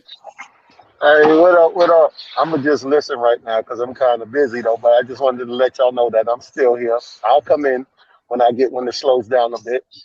Okay. All right. Cool. All right. Just salute to you, brother. Yeah, so my point is, guys, look, Tibbs is a really good coach. And Tibbs is the type of coach that demands respect, and he gets results from that. He is struggling to get those results right now, but I think that has a lot to do with the personnel that's out there. You can only get so much from what you can get it from. And then when you got guys that are having issues and struggling, like Julius Randle is in his own head, you're not getting necessarily the same type of output you were getting from him last year. It's a trickle down effect. It affects everybody. So I'm not mad at what we have in Tibbs. I'm just saying, if there is something going on between Tibbs and the front office, if there is, we don't know for certain. If there is, this is something that could have been avoided had we gotten a different coach. Because the thing is, we could have got a different coach that comes in and gives a culture to the team, but is still one of those that has to kind of not bow down, but respect the administration. Whereas I'm not saying Tibbs doesn't respect the administration, but Tibbs has cachet. If anything, the administration is new to what they're doing outside of Scott Perry, and Tibbs has more of the I've got the cachet at my position. So I just think that like the mix is a little rough. I hope everything works out, and I hope I'm wrong about them going back and forth. But I feel like there's something there. Sometimes in recent press conferences, why did Tibbs have to go out there and say when Cam came in that, oh yeah, I mean, because no one's playing 10, 11, 12 guys. Why did he have to say that to the media? Who's he talking to? Hey, Rob, can you mute yourself, Rob? Can you mute yourself? There we go. I think he's good. Yeah. There you go. Yeah, like when Tibbs did say that, like, you know, no one's trying to play 10, 11, 12 guys. Who's he talking to? Is he talking to us? No. He's talking to the front office. Like, I don't care how many pieces you bring in. If you bring in all these pieces and no one leaves, what do you want me to do? That's what I'm saying. This is the type of stuff I'm talking about, Josh, when I say, like, how happy is Tibbs? Is this the win now thing is what Tibbs wants. Tibbs got what? He signed a 4 or 5 year contract. Is it 5 years? 5 years. 5. Right. So that's the window. So that's the window. I don't know if we're going to be able to win a championship or even be an elite team within that time if we don't make some moves and change the pieces around. But it's not easy to do that. It takes time. And you still got to cultivate the young talent.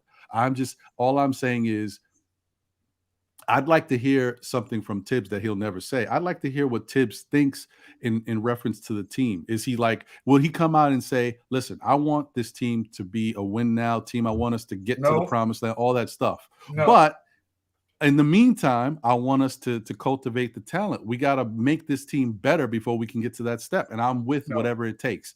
We're never going to hear Tibbs say that. Exactly. So therefore, we're just left to speculate. I just disagree with that way of thinking. First and foremost, how many coaches around the NBA go bigger than a 10-man rotation? There ain't many, right? If that. That's number one. Number two, Thibodeau and Leon Rose, those guys have been friends for years. There was speculation when Leon Rose first got the job that Thibodeau was going to be the favorite. People were talking about that way before Thibodeau even got hired. So they came in on the same page, in my opinion. They came in on the same page. All right. The third thing is last year. We talked about Thibodeau got hired last year. Right, they came in on the same page, right? I agree with you. I agree. This whole thing about we could have drafted that player. The Knicks, without drafting that player, they were able to go get that player through free agency. I mean, through a trade, right, from a previous 6-9 win that they thought they had, right, from a previous regime, by getting rid of him and by making moves on draft day to get assets to go out and acquire that 6-8 win. So just because we don't draft said player, I get it. Like the draft is kind of like, okay, yeah, you're able to get that player. It's more guaranteed that you're going to have that player on the roster by drafting that player, right? I know that exists, and I understand the uneasiness about not drafting that particular player. But the Knicks wind up winning in that whole situation anyway because they used someone who was on the team that wasn't getting much time that they drafted, and they made a move on draft day to acquire another asset, which they moved to get said 6-8 wing.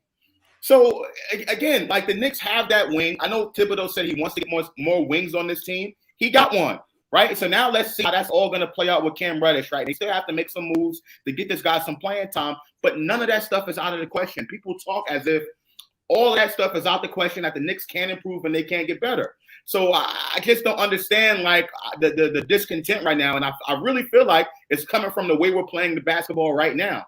No one's seeing the bigger picture here. The discontent, Josh, is everything you just laid out. You laid it out like it was orchestrated. Like they were sitting back in the wings and saying, we're planning to do this and we plan to do that. This is the next step and the next step. I believe the Cam Reddish trade was a circumstance of happenstance. They just happened to be in a position to be able to make this move. Really? Okay. No, hold on, G-Man. How do they put themselves in that position? With the trade back and obviously the trade pick. So that's an orchestrated, calculated move, right? They set themselves up by doing the cap situation the way they did and by drafting the way they did, drafting back because they set themselves up for this exact situation. So how can that not be orchestrated? So we orchestrated at the draft to get Cam Reddish in this trade. Is that what you're telling me? That's what you not specifically Cam Reddish, but we put together a team, right? Or we put together some assets that we can be able to make this trade. It may not have been for Cam Reddish.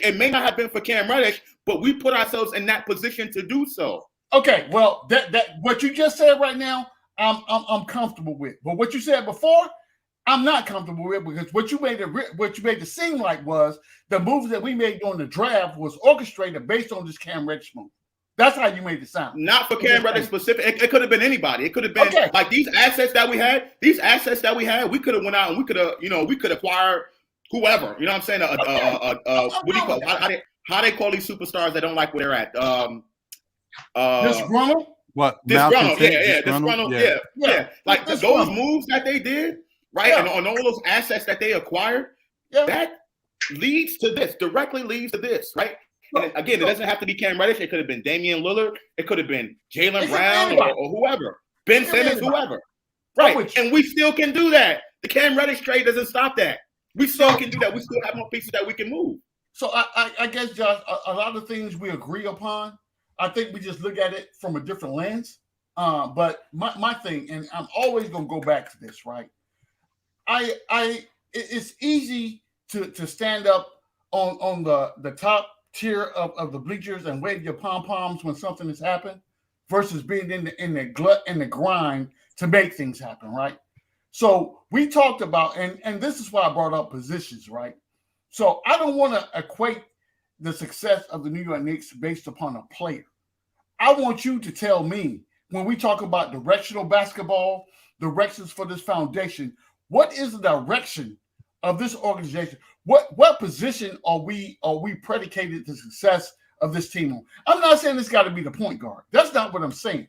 What I'm saying is, as we look at these players, especially over the course of the last 10 games, players, they have up games, they have down games. That's normal. I don't even want to get into statistics or whatever the case may be.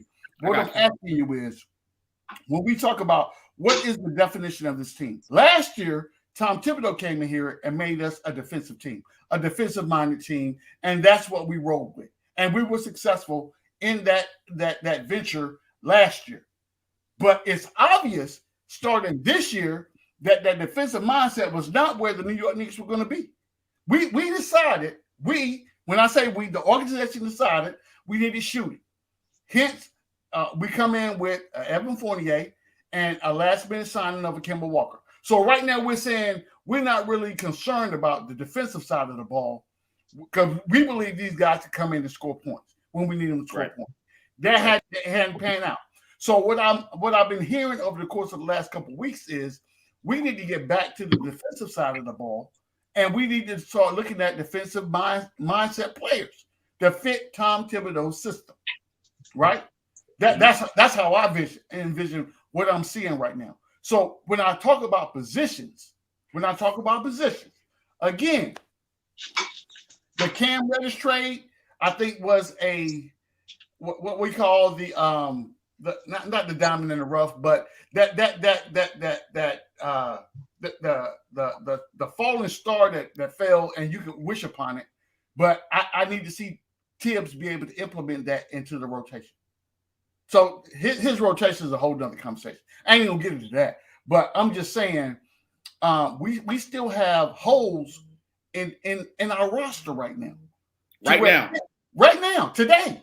We have holes, right now. We have holes in the roster right now today. Me talking to you, me talking to the people that's watching this show right now. There are holes in this roster, and right now, not only are there holes in the roster, I believe that the mindset of what's being told to players to go out on the court to do whatever they need to do.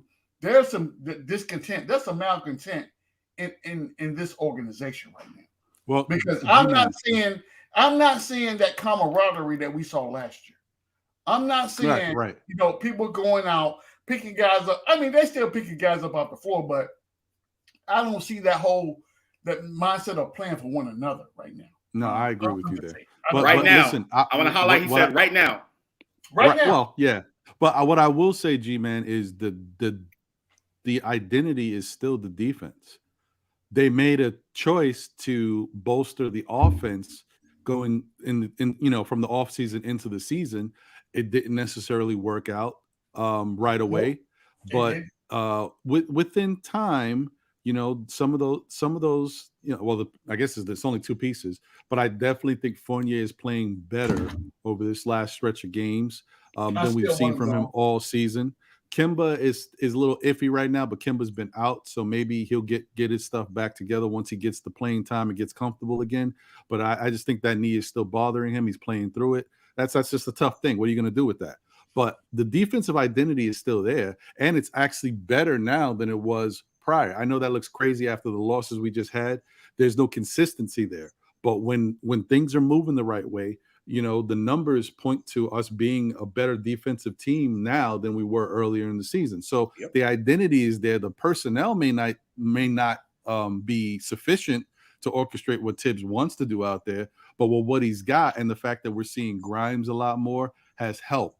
Grimes has definitely benefited guys like Fournier who struggle on defense, and the fact that Kemba hasn't been playing up until now, having more guys like Grimes and Burks and other people in the lineup has helped us defensively. What I wanted to say real quick is, first off, salute to Legion of Knicks podcast, Guillermo. Definitely go check out his channel.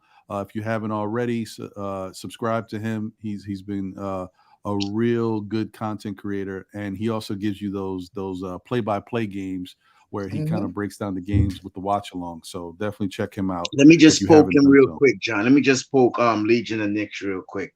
How about those Manchester United Legion? Where they at right now, bro? In your Premier League, bro. Where they at, Legion? Man City all the way. That's all I gotta say. And I just want to take a quick moment just to say salute to JW, Troy Flett in the chat, Pete Panagiotopoulos, appreciate you, bro. Kaiser Soze, Be Civilized, Eric Surreal, JJ, Green Goblin, C-Mac. Y'all know who you are, man. I just want to give y'all a quick shout out. So, I mean, that's the thing, G-Man. I just think that we still have the same identity.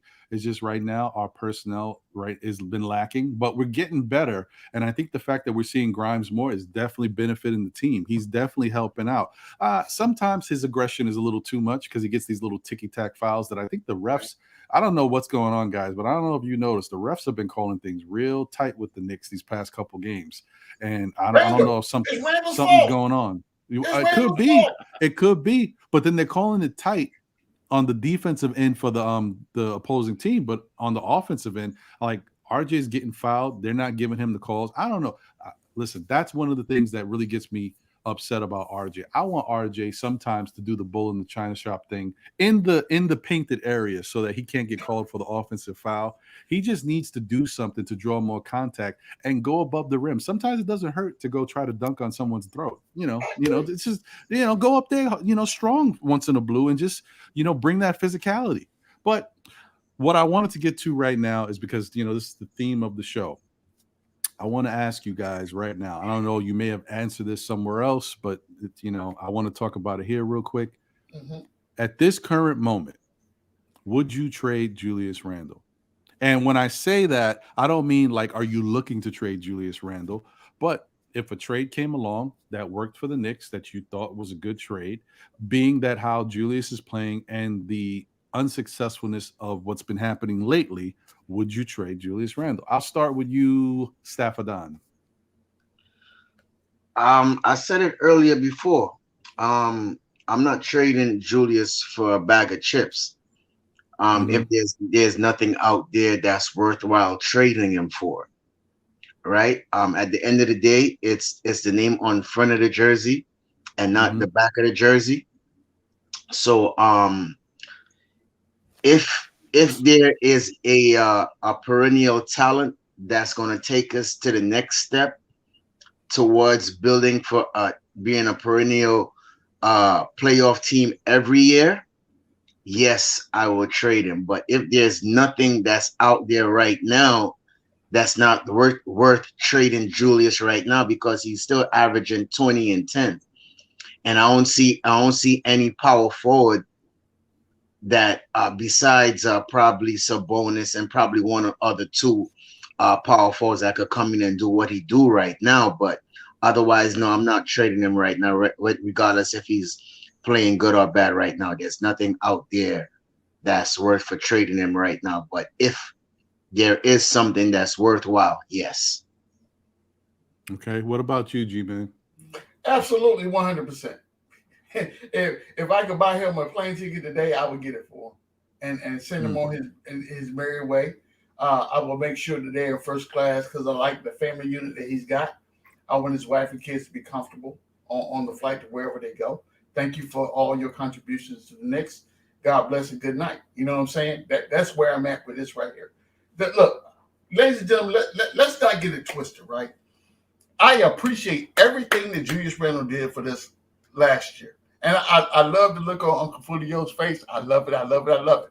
But I'm going to tell you this. I love what Julius Randle did for the organization last year. But let's be honest. What was the contributions prior to last year? Right? And I could say I would wait, but I don't need to because I'm going to tell you, none. Which is why Obi Toppin is on his basketball team right now. Because going into the draft, we looked at Julius Randle's output and we said he's not going to be that guy. So let's draft Obi Toppin. But I will say, G-Man, that part of that has to do with the fact that remember I was saying that with Fizdale here, there was no offensive structure. So they were just going out there playing. I mean, I didn't know what sets they were running. I didn't know what they were trying to do out there. And then when Tibbs came in and you actually had some type of offensive structure, he started to flourish. But continue. So I would say we had the defensive structure, Ron. I'm not so sure about the offensive structure, to be honest. You know what I'm saying? Because, I mean, if you look at the games, and I watch these games night in and night out, and I'm still trying to figure out to this day, what are we doing? What is really going on? Based upon if you have a structure, if you have a theme, if you have a scheme, then you have players that are better suited to fit the scheme versus who you bring in off the bench, right? Come on, man. I ain't gonna get into that. That's a whole other conversation. What I want to say real quick before we get to Josh is that I agree with you. Sometimes it doesn't look evident or exactly what we're running out there. But one thing you can't deny is that whatever offensive scheme they're running, the Knicks get a lot of open shots. That's one thing. Now, I don't know if it's necessarily the scheme they should be running all the time. I think they should be doing more pick and roll stuff, and I think they should be doing back cuts and screens for other players that you wouldn't normally do them for. I think they should be doing screens for Randle. They should be doing screens for Obi, like certain things to unlock guys who struggle. But they're not doing it. But they definitely get a lot of open shots. Whatever they're running, there's a lot of open shots that we miss out there. So. Josh? I agree. And that goes into some of the things that we talked about when we talk about foundational pieces and people that are plugged in to do whatever. But go ahead, Josh. Go ahead. Get your rocks off, brother. All right. I've been on record by saying this, since the beginning of the season, that anybody on this Knicks roster can go. Anybody. If the right trade comes along, I'm willing to get rid of anybody in order to get better. Right. I also said that Julius Randle will be the closest person that I would say to untradeable, right? Because of the impact that he has on this team, right? But now with the emergence of RJ Barrett, that now the Knicks can actually run some offense through him, right? And they can use his playmaking ability and all that stuff. I'm more willing to part ways with Julius Randle. But here's the thing, right? It can't be just for a bag of chips or a bag of rice. Right? I agree. Right. Yeah, a bag of rice. It has to be for someone that can, one, replace his offensive production. Right. Two, and be a good fit with what the Knicks are doing right now. Right. Stafford on, you mentioned Sabonis. Sabonis has a 7% less usage rate than Julius Randle, yet turns the ball over at the same clip. Right. Yep. I don't think Sabonis will be the right fit for this team as far as just replacing him with Julius Randle. I don't like that fit because still you have Mitchell Robinson sitting there in the paint, right? And Mitchell Robinson is clogging up that paint, right? And it's very difficult for us to be able to get things inside. That's why with Sabonis and Turner, it kind of works out because Turner can be able to stretch you a little bit, leaving the paint wide open for Sabonis to go down there and dominate the paint, which he has been doing. I'm not saying he's a bad player, but I'm talking about just the fit per se, right? I am, so that's the first part as far as the usage rate is concerned and how the Knicks offense is run. But let me just say this, like people, after last season, Julius Randle had the year that he's had. Let's say the Knicks don't sign Julius Randle. Let's say he comes back for this current season right here, and the Knicks don't sign him at all. You know what a lot of people are saying, and the kids get a lot of time. This team is full of kids that get 30 to 35 minutes per game, kind of similar to what Houston and what Oklahoma City and all these teams are doing. We'll be in the lottery. And then you know what a lot of the Knicks fans will say? I hate to talk in hypotheticals, but they'll be like, man, how come we didn't sign Julius Randle after the season he had? The front office is failing, this, and that. So, yeah, it goes back to just based on the way the Knicks are playing right now, everyone has these things about, what the Knicks should have done and what they, that's what it's always going to go back to for me, right? I personally, like I said, if we can go, I like Ben Simmons. I think Ben Simmons can replace Julius Randle in this offense, and I think the offense will be probably better than what they are right now. I'm not even going to lie to you. I think the offense will be way better, even though Simmons can't shoot, right? Simmons is a playmaker. You have him as a playmaker with R.J. Barrett, and I think this offense will be much better. You'll see a lot of alley-oops with Mitch. You'll see a lot of alley-oops, all across the floor. I think the floor will be a lot better than with Julius Randle out there. But outside of Ben Simmons, I really don't see anybody that the Knicks can really go out and trade Julius Randle for that's going to, one, equate the production or be just a better fit for what the Knicks are trying to do right now. So, yes, I would get rid of Julius Randle, but I don't know for who outside of Ben Simmons that I would actually make that trade for, and the Knicks are going to be better off, in my opinion. That's just me. Would that be for Ben straight up, or we'll have to include something in the package? You're not trading. No, I'm just asking a question. I'm just asking a question. That's a really good question. It's not a bad question. It's a really good question. But to make the money work and everything like that, Philly's going to want more. They're going to want some more compensation. Yes. Right, I think Philly will be open to taking on Julius Randle because his contract is pretty much the same length as Ben Simmons' contract, give or take a year or so. And Julius Randle's going to play.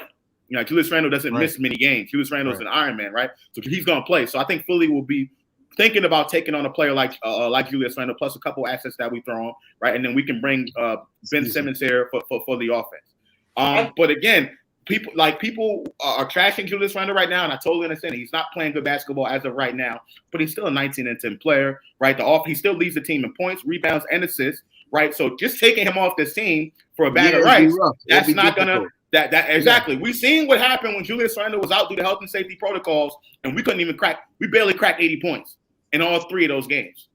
You know what I'm saying? So I just think people need to understand that the dynamics of what we got going on here. Julius Randle's not playing well as of right now. He's had his games where he scored 4 points, not shooting well from the field, but he's still a very, very important player for this team, and I'm not just going to give him away for a bag of nickels. That's just not going to happen. And I was going to say, but my thing is this. So, but I don't want to get this twisted, right? Everything you just said, I agree with 100%. But I don't want Knicks fans to be comfortable with being mediocre, right? So I don't think the office or the Knicks fans want to be mediocre. G-Man, it's just not the right fit right now. The players are not the right fit for Tom Thibodeau right now. But we are headed in a good direction. We have foundational pieces. We draft well. We went and got a office that's kind of sort of competent to do things to make us go in the good direction. So. With that being said, I don't, Well, I would say this: we draft well enough, okay? Because some fans don't feel like we draft the right pieces. There's the Desmond Baines of the world out there that Knicks fans wish we would have had, but I still think the pieces that we have acquired are beneficial to the team and can help us. The only piece that I say, and this sounds crazy because Rokas is not even playing in the States, but I love Rokas, so I'm happy with that piece. The only piece that I would say is a little iffy to me is I thought Jericho Sims was going to come in here and make a bigger impact. I know he's a rookie, but I just thought for the body and for what he could do, I thought that he would play a little bigger role, being that at the time, most of the time early in the season, we didn't even have healthy centers. So I just thought that he would have been a bigger piece for us. And I thought that his basketball IQ would have been more to the liking of Tibbs, but I don't know what's going on there. I didn't know that he was, that he had social issues, the way he's introvert and stuff. Like these are type of things. But first off, if that's the case, right, with all these players that are in the draft, there's a lot of bigs out there that was in this draft. So if you knew all this, or why didn't you know all this? There's other guys you could have got that could have gave us a little bit more of an impact right away. I don't know. I just think that I know the time they drafted him was with like the 56th, 58th pick. It's tough to say who you can get at that point. But I'm just saying then maybe, you think a little differently about who you bring in. But let me say this real quick to JJ and Eric, right? You say that, where's the foundational pieces? RJ's a foundational piece. Grimes is a foundational piece. You mightn't like quickly with all his shot selections, but he's a foundational piece. We could sign back Mitch to be a foundational piece. I mean, the house is not fully built together, but we are coming together. And I'm saying we see a future. So to say that there's no foundational piece at what Josh was saying earlier is kind of ridiculous, bro. I mean, we are making small steps. It's not a big step that y'all want to see, but there's increments, bro. I mean, Rome wasn't built in one day. You got to be patient, fellas. So, right. Steph, that's all I want to say. I understand everything you just said, right? But again, and this is why I went to position versus player, right? So when we talk about a Grimes, when we talk about RJ, when we talk about a Mitch, and all, we talk about players, and players, depending on what they got going on in their lives and the output that they have on the court, they come and they go, right? So last year, we would not be talking about potentially, putting Julius Randle on the trading blocks last year. That would not have been any part of anybody's conversation last year. I'm telling you, it would not. So this is why I say, when I talk about foundations, I'm talking about your thought process of what you want to do to build this franchise. The thought process. That's what I'm looking at. That's it. Hey, listen, all right. So go ahead, Uncle Fulia, because I know where you're going with it. Go ahead. Yeah, no. I mean, listen, I already addressed this point already, but I'm because G-Man mentioned point guard before, right? And that the Knicks need a point guard, and we need to have a floor general per se. Let me just dispel, like, you're not going to find too many Chris Pauls out there anymore. Chris Paul is like that era. Hold on. That era of Chris Paul being that, floor general, like, you pretty much, I mean, that'll be a diamond in the rough if you're able to find one of those in the draft or even out there in the NBA these days, right? The type of point guard that we need is someone who is not going to take ball handling responsibilities away from RJ Barrett and away from Randle or whatever other budding star that you want to trade Julius Randle for. We need a secondary ball handler at the point guard position. Kemba Walker he needs the ball. That's why when he's out there with RJ Barrett, it kind of doesn't fit because he takes those possessions, he takes those ball handling responsibilities away from RJ and away from Randle, right? So to me, I think people mention point guard. We need a floor general. We need a facilitator. We do need a facilitator, but floor general with a high usage rate, I don't think is the best position or the best possible point guard that we need to go out and get. Like De'Aaron Fox, I don't like the fit with De'Aaron Fox. I just don't. I don't like the fit with Damian Lillard per se, right? Not with RJ Barrett taking that next leap and he having the ball in his hands. I think that at the point guard position, we need a secondary ball handler. I'm all for going out to get Jalen Brunson or like a Seth Curry type, that doesn't need he's a secondary ball handler that we're not running the offense through him per se, right? We're still running the offense through RJ, through Julius, or whatever other guy that's going to be at that position if we decide to move on from Julius, right? So yeah, point guard is a position of need, but it has to be the right point guard. It can't be someone that's going to have the ball in their hands, for the majority of the time, because I think with RJ taking that next step, I just don't like the way it's all going to fit. For me, I think Brunson fits perfectly. He only has a 20% usage rate. He's a clutch player. He can be able to make plays for you, and he doesn't necessarily need the ball in his hands all the time in order to be successful. To me, that's the guy that I would get if I'm the Knicks at the trade deadline. That's just my opinion. Can I ask one question before you go ahead, Ron? Hold on. But before Stephen goes, let me ask you a question, Josh. Who makes that decision? The front office does. Who specifically? I want you to tell me specifically if it's the front office or is it the front office with Tibbs' involvement? Who makes that decision? About the front office with Tibbs' involvement. I don't agree that there's some sort of rift between the front office and Tibbs. I don't agree with that at all, whatsoever. right? I do think the front office has a job to do. They have to go out and they have to go get players, right? But constructing a team, like everything is not going to come together all in just one season. Like this stuff takes time to happen. I think Tibbs has a absolute output on what goes on with the front office and who they decide to bring in. Now, it may not work out, but that doesn't mean that the front office and Tibbs are on some type of disconnect, right? Tibbs wanted Emmanuel quickly. Tibbs wanted Quentin Grimes, right? I can make an argument that Tibbs wanted Obi Toppin, even though he's not his type of player. You know why? Because Tibbs sees something in Obi. Maybe Obi's a coachable enough player where he can be able to mold Obi into the player that he wants him to be, right? Now, it may not work out, but I don't believe that the front office and Tibbs has some sort of disconnect. I don't believe that at all, whatsoever. I have not seen anything to show me otherwise. So, Josh, let me ask you this question, right?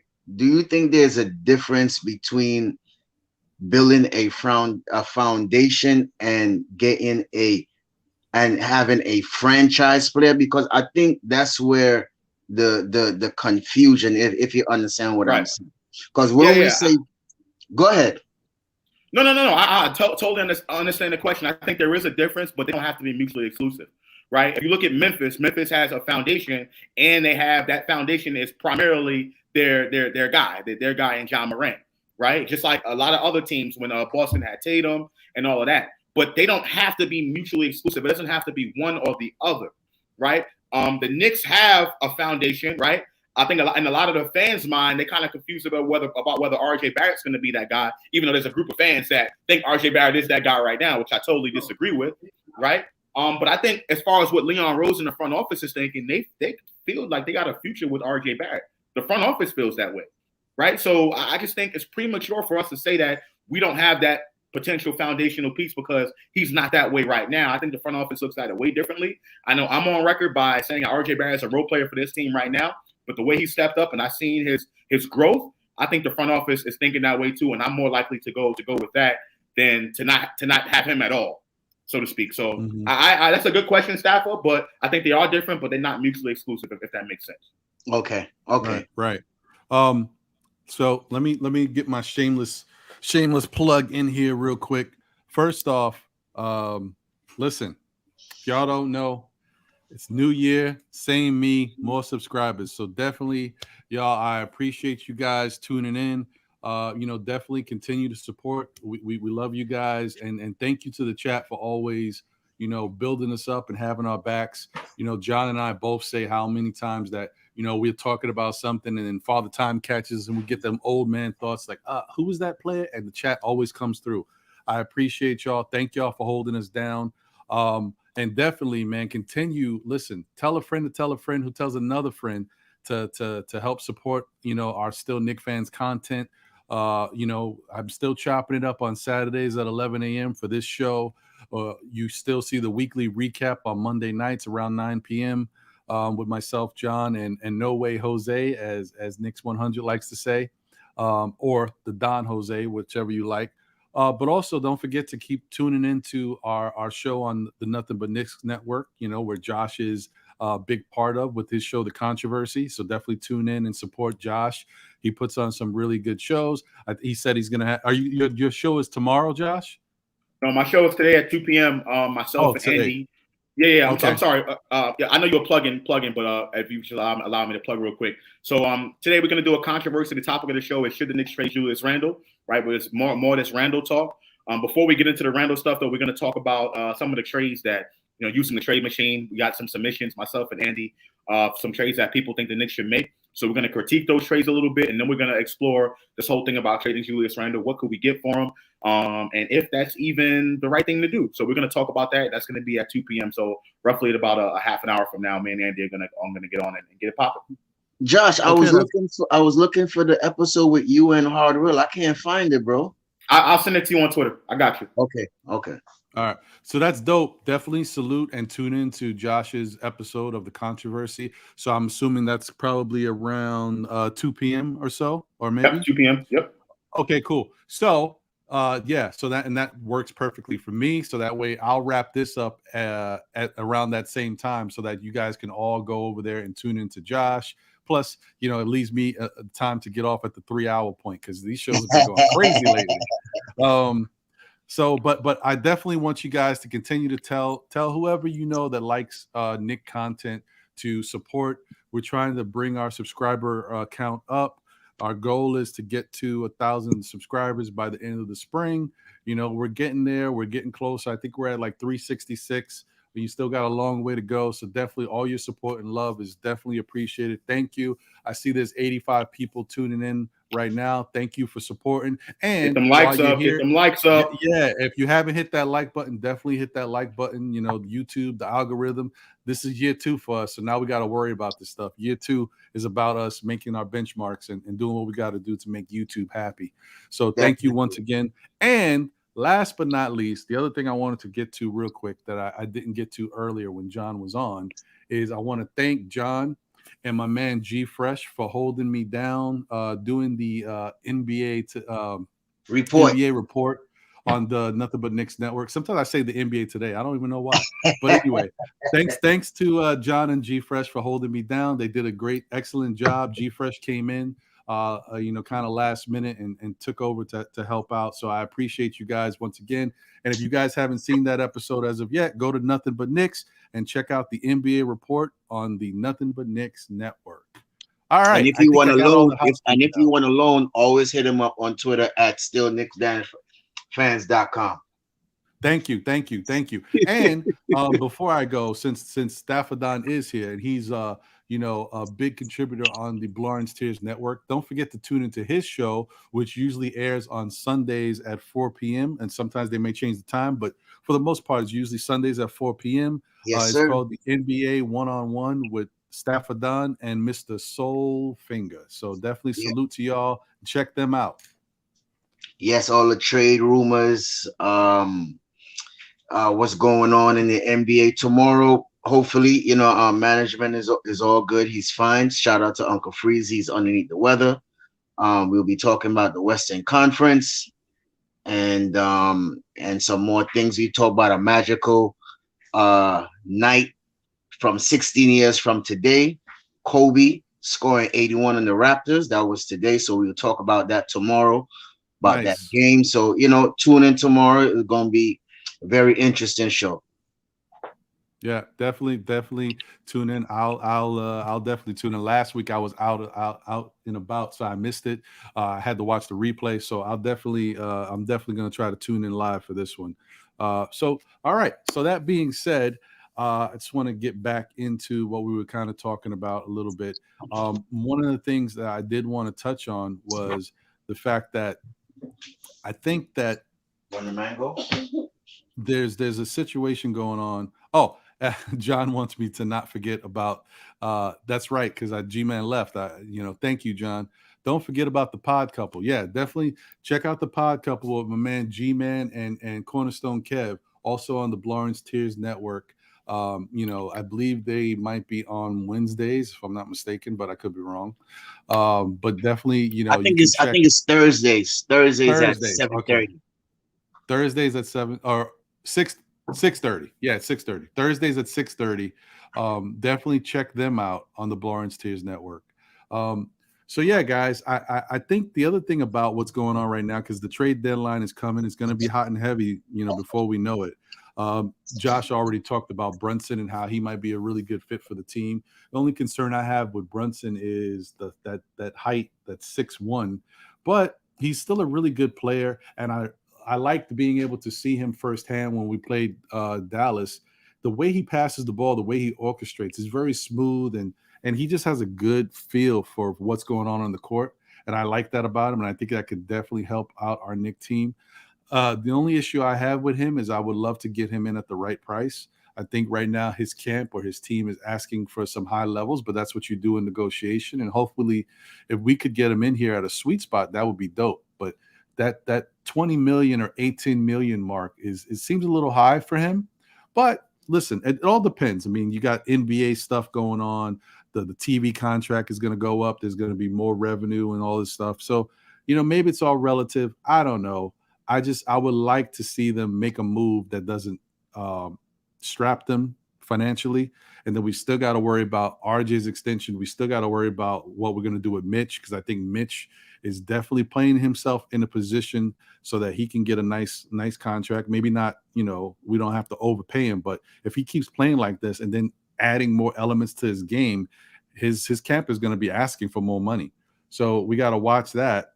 And the other thing is we don't want, and I'm not saying that will happen, we don't want what happened with Julius right now to happen with Mitch. We get Mitch going all out and doing everything he possibly can to show that he's an integral part of this team. I can do this. I'm doing all this. He's doing great things. He's probably going to do even more for us. And then next year, after we give him the bag, then, things don't turn out the same way.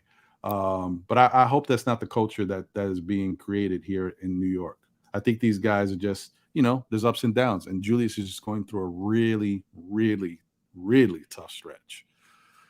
That being said, I see Rob is back. Rob, is there anything you wanted to chime in? Anything you wanted to say?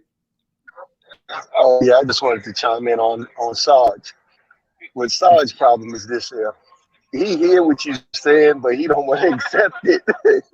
The Knicks do have a direction. And the direction is, like I always said since getting team, what you see in front of them, what you see in front of you that's playing, it's not the plan. That's something that's going to stay competitive. That Rose and Rand and all of them, it's what's underneath. And I say that, and I've been saying it, and I really game on to see, because with D's Balling said, me and him argue about what he came on with his take, but it wasn't the fact that it was Ben Simmons.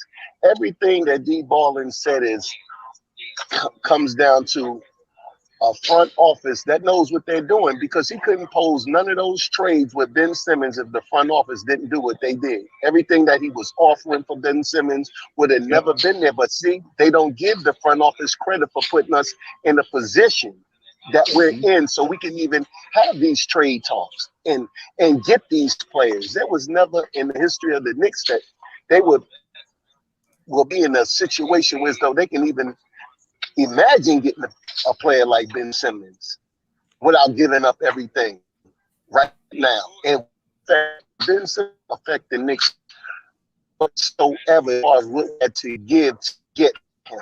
He'll be able to. People kill the front office. They didn't give front office credit on the Cam trade. We should have Cam last year. We got a 10th round draft pick for 20th and Knox. That's smart front office, and that's all I just want everybody to know. We need to give the front office more credit, because any trade that we're proposing right now, or getting a trading Rand or having cap money to play around, we was never this in history. And I've been watching them for 40 years plus, and they've never been in a situation like they are right now, with 10 young players on the team. Not saying that they all gonna pop, but 4 of them pop, and then you go get that franchise player. We're looking at a championship window. They want to try to make this starting lineup better. The starting lineup is not the picture. It's 26 all the way up to how old Taj Gibson is. That's not what we're looking at. That's your competitive team. Look at it for what it's worth. Look at the Cam Reddish's deal. Anything that the Knicks do as far as this trade deadline is concerned is not going to be big. You may see if an old player moves out, it's going to be for a draft pick and another old player. That's what it's going to be for. We're not going to move anything young for no reason, because we're trying to win. We're trying to win continuously, not for a season. We did this whole thing before when we had Kenyon Martin on the team, Melo Anthony, J. Kidd. Everybody forgets that team. That team lasted 1.5 years, and then we was back in the lottery. You guys want to go through that again? Not me. I'd rather sit right here, enjoy the podcast. I got this book. I'm gonna start on my book, Blood in the Garden, the 1990s Knicks. I have it at the house. It just dropped this week. And I'm going to read up on that, and I'm going to enjoy these podcasts. And stay focused, fellas. It's not about what you see in that starting lineup. A couple of them are coming out. Not everybody. Everybody will not come. All these players, people are protecting their favorite player. They're not protecting the brand. Exactly. And they're not listening. They're protecting their favorite player. G-Man for Life got a problem with the front office because of Obi. Of course, Randle gonna go on his watch, even though Obi is not ready yet. I'd rather see Randle stay there another year. I think Obi will be. I want to see Obi move him out, not just you move him out because of your own play. Don't be given the position. If you can move him out, then the position is yours. And G-Man just want him just to move out the way so Obi can play. No, he's coachable. Him and Tibbs can butt heads all they want to. I don't care nothing about that. That's on him. If Obi plays or not, and I like Obi. If he plays or not, it's not up to me. I'm gonna never take the side of a second-year player or a first-year player for that matter. You earn your stripes, you get what you get, and then if it's there for you, you'll have that spot. And do I think that Tibbs is the guy that they want, or is the front office bumping heads? No. I think the plan is this year. They gave Tibbs that team. They said, look, if you can get them to win by all means. But at the same time, these players are going to be on the team. Sooner or later, you're going to be coaching them. Get used to them. It's not like Tibbs got cachet, but Tibbs never won a championship. Right. He well, got. No, I was just going to say, Rod, I'll tell you one thing, though. Even though everything you said, I can agree with the fact that Obi, any young player, they got to force their way into that spot. They got to take the other guy out. I agree with that. But I will say one thing. If Randle don't catch a hold and get real in his emotions, what's going to happen is he's already getting the stigma around the league. The Knicks fans are feeling a certain way, but then he's going to start to alienate his own teammates. And his teammates are going to be like, yo, what's going on with this guy? Yo, he's hurting us. We're trying to calm him down. He's pushing us away. He's acting a certain way. We're supposed to be looking to him for leadership. And then when that starts happening, then Randle got to go. It's just then there's no choice. You're right. Randle might be having his own mindset that he want to escape from New York right now. It might be might be something in his own head. I don't know that they too hard on him. He's not going to say it, but it could be a multitude of things going on in Randle's head right now. But at the end of the day, you know what I'm saying? You played your way into the position. You're going to play your way out of it. So with that being said, we're moving in the right direction. It's so sad that G-Man doesn't see it. He doesn't see the forest from the trees because, he's caught up in his feelings about Obi. And, but Obi going to get his shot. Yeah, I think it's going to happen, whether it happens with us or someone else. Obi will get a shot. Yeah, but I don't know, man. We got to see what goes on. You guys see Knox? He's averaging he's getting his 15 minutes a game, straight 15. And then he did a couple of things on in Atlanta too. I've been keeping my eye on him. Well, I'll tell you one thing with Knox. As he gets more comfortable out there, if he continues to get those minutes, he's gonna do some stuff. Because he can play. Yeah, Knox, And he's like, and it's like, and I knew that McMillan was a good coach for him because he's gonna be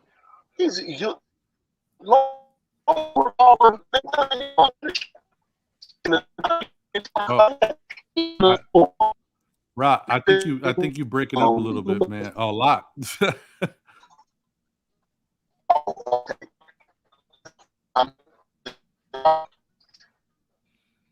Yeah, Rob, we can't hear you, bro.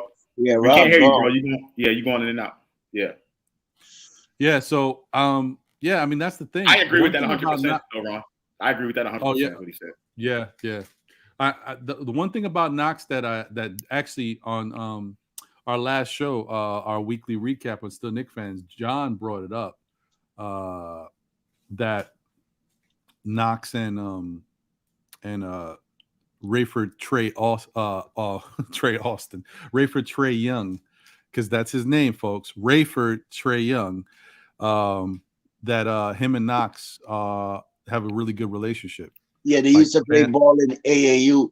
Right, like families know each other and everything. Yeah. So yeah, it works out.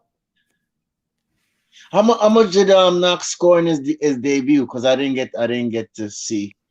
Do anyone know? I don't, but while we're talking, I'll check on that because I'm curious. I was actually just about to go look at that myself. I was curious myself. So Uncle Fulio, give us your analysis when you went down to Atlanta the other day, man. How did the team look? How did Mitch look? How did the coach look? What was your assessment on the whole Knicks franchise when you went down there? Yeah, I mean, we're in the middle of playing really good basketball. This is before Kemba came back, so Burks was still a starting point guard. Randle was having his way on the inside. Mitch was having his way on the inside, as he should.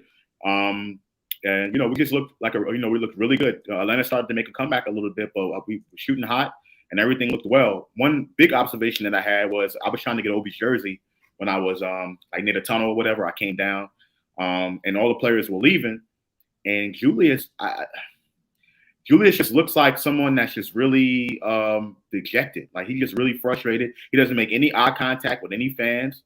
I think whatever's happening between him and the fans is really taking a toll on him. I'm not going to go as far as saying that it's affecting his play and what he's doing on the floor mentally. Right. I'm not going to speculate that. I know it's easy to kind of say that. I'm not going to do that because that game he had a really good game. But you can just tell Julius is just really, really frustrated with the fans. He doesn't want to make any eye contact. He just want to, get on the court, play basketball, and then leave. You know what I'm saying? So I don't know if something's going on behind the scenes. I don't want to speculate too much. But from what I've seen with my own two eyes, Julius is just not. Doesn't seem like he's having a good time playing basketball right now. That's just what it looks like to me. And the team has his back though. They still support him. I know a lot of fans want him out of town, but I know the team feels a different way. The front office probably feels a different way. So I just think the fans need to chill and try to give him as much support because truth is, without Julius Randle, this team is not won't be good. So yeah. To answer your question, Staffer, Eric, thank you, Eric Surreal, Rick V, and Lakeisha Fisher. So Knox in the last game, the game before he played like 2 or 3 minutes. But then this last game against Miami Heat, he played about 15 minutes and he only took 2 shots, but he had he hit a 3 in those 2 shots. And then he, as Lakeisha said, he had a block at the rim. But so he didn't get used a lot, even though he played minutes, he wasn't that active so that we can say, but it's about him getting his feet wet. Right. So Right, bro. right. So what I wanted to ask Josh too. Well, go ahead, Steph. I'm about to get off here, so I get ready for my show at 2. But go ahead and ask your question, and then I'll answer, and I'll close out. What is the difference do you see in the Knicks right now in the 3-game winning streak and the 3-game losing streak? To be honest, yeah. So the first game, I don't think we had Kemba that game, but to me that was just a trap game. Miles Bridges went off. And then the next 2, I just think the chemistry got thrown off by putting Kemba back in the starting lineup. You've seen RJ Barrett without the ball for a lot of possessions.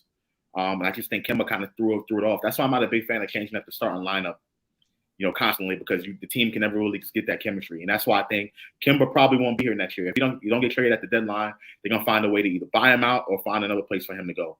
But I think for me, that's the biggest difference for me. With Kemba in there, to me, the piece just does not fit because he needs to have the ball in his hands. And on top of that, he's always injured, always, unhealthy, which we kind of knew about. So we just can't build any consistency with having him there. That's my biggest thing with that. Okay. But Ron, I'm going to thank you for allowing me to come on and share my opinion this beautiful Saturday morning. Please tune into the controversy. Thanks, Staff, for the questions as well. I appreciate that. It's all love. Please tune into the controversy at 2 p.m. I'm going to get off and get ready for that right now. Myself and Andy, we're going to talk about some of those fanciful trade proposals that a lot of the people put to me and Andy on Twitter. We're going to critique some of those trades, and then we're going to go into talking about Julius Randle, what's going on with him. Does it make sense for the team to trade him? And if we do trade him, what can we get back for him? So thanks again. I appreciate the support, and I look forward to seeing you guys next time. No problem, brother. Have a great show. I'm going to put the link in the chat. Josh, we'll be over there. Thank you. Salute, guys. Later. Salute. Later, bro. Yeah, man. So back to the dynamic duo. Ron and Don. Ron and Don. There you go. Definitely, man. Let me see if I can grab that link, whatever. But I'm actually, for whatever reason, Staffer, I'm telling you, man, I just have this feeling that come February 3rd or around there, I still think De'Aaron Fox is going to wind up on the Knicks. I don't know what it is. Yeah, I don't know, brother. Let me give my assessment on De'Aaron Fox. I like him. I like his game to the rim. He he's a good. He penetrates to the rim to the rim good. He finishes at the rim good.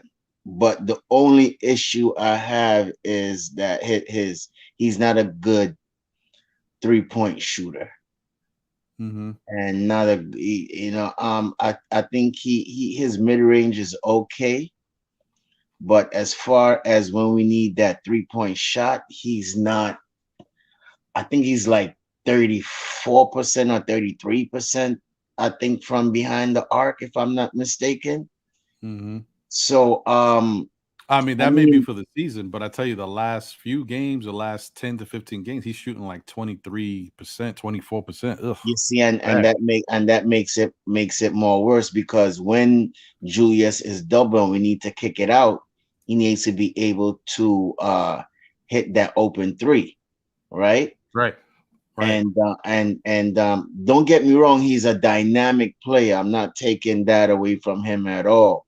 But the little things that Thibodeau needs him to do, I don't think he could handle it. And then I don't think he plays that great of he's not a great defender at all, too. So, those are just some little flaws in his game that I don't like, and I don't think he will be a great fit for this team, because he's a more dominant ball player. He's not a pass first player. If you look at his assist ratio, it's not really good. It's probably like 2 assists a game.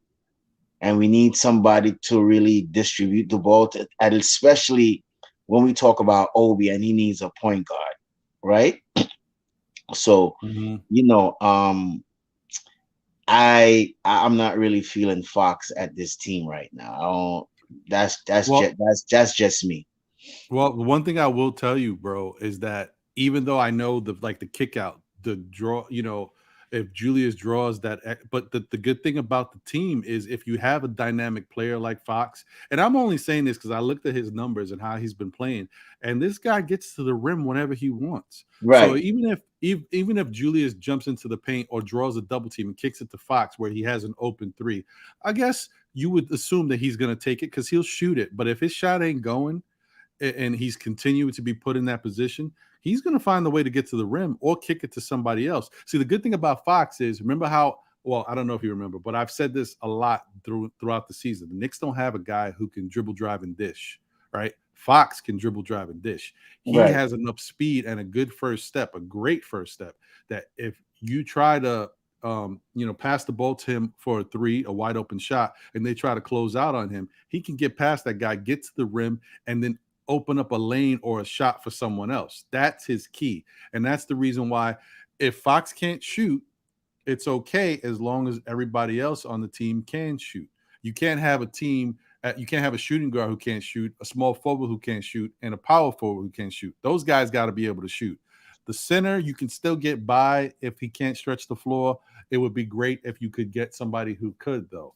But yeah, you can still have a winning product out there, because the Chicago Bulls, on the tip, say what you will, that those first couple years with Derrick Rose, he was definitely not a good shooter from outside. He missed a lot of outside shots. And so he just used his speed and athleticism to continue to break down the defense and get to the rim at will. Yeah, but he had guys like Kurt Heinrich and Luol Deng and all these other shooters that could shoot.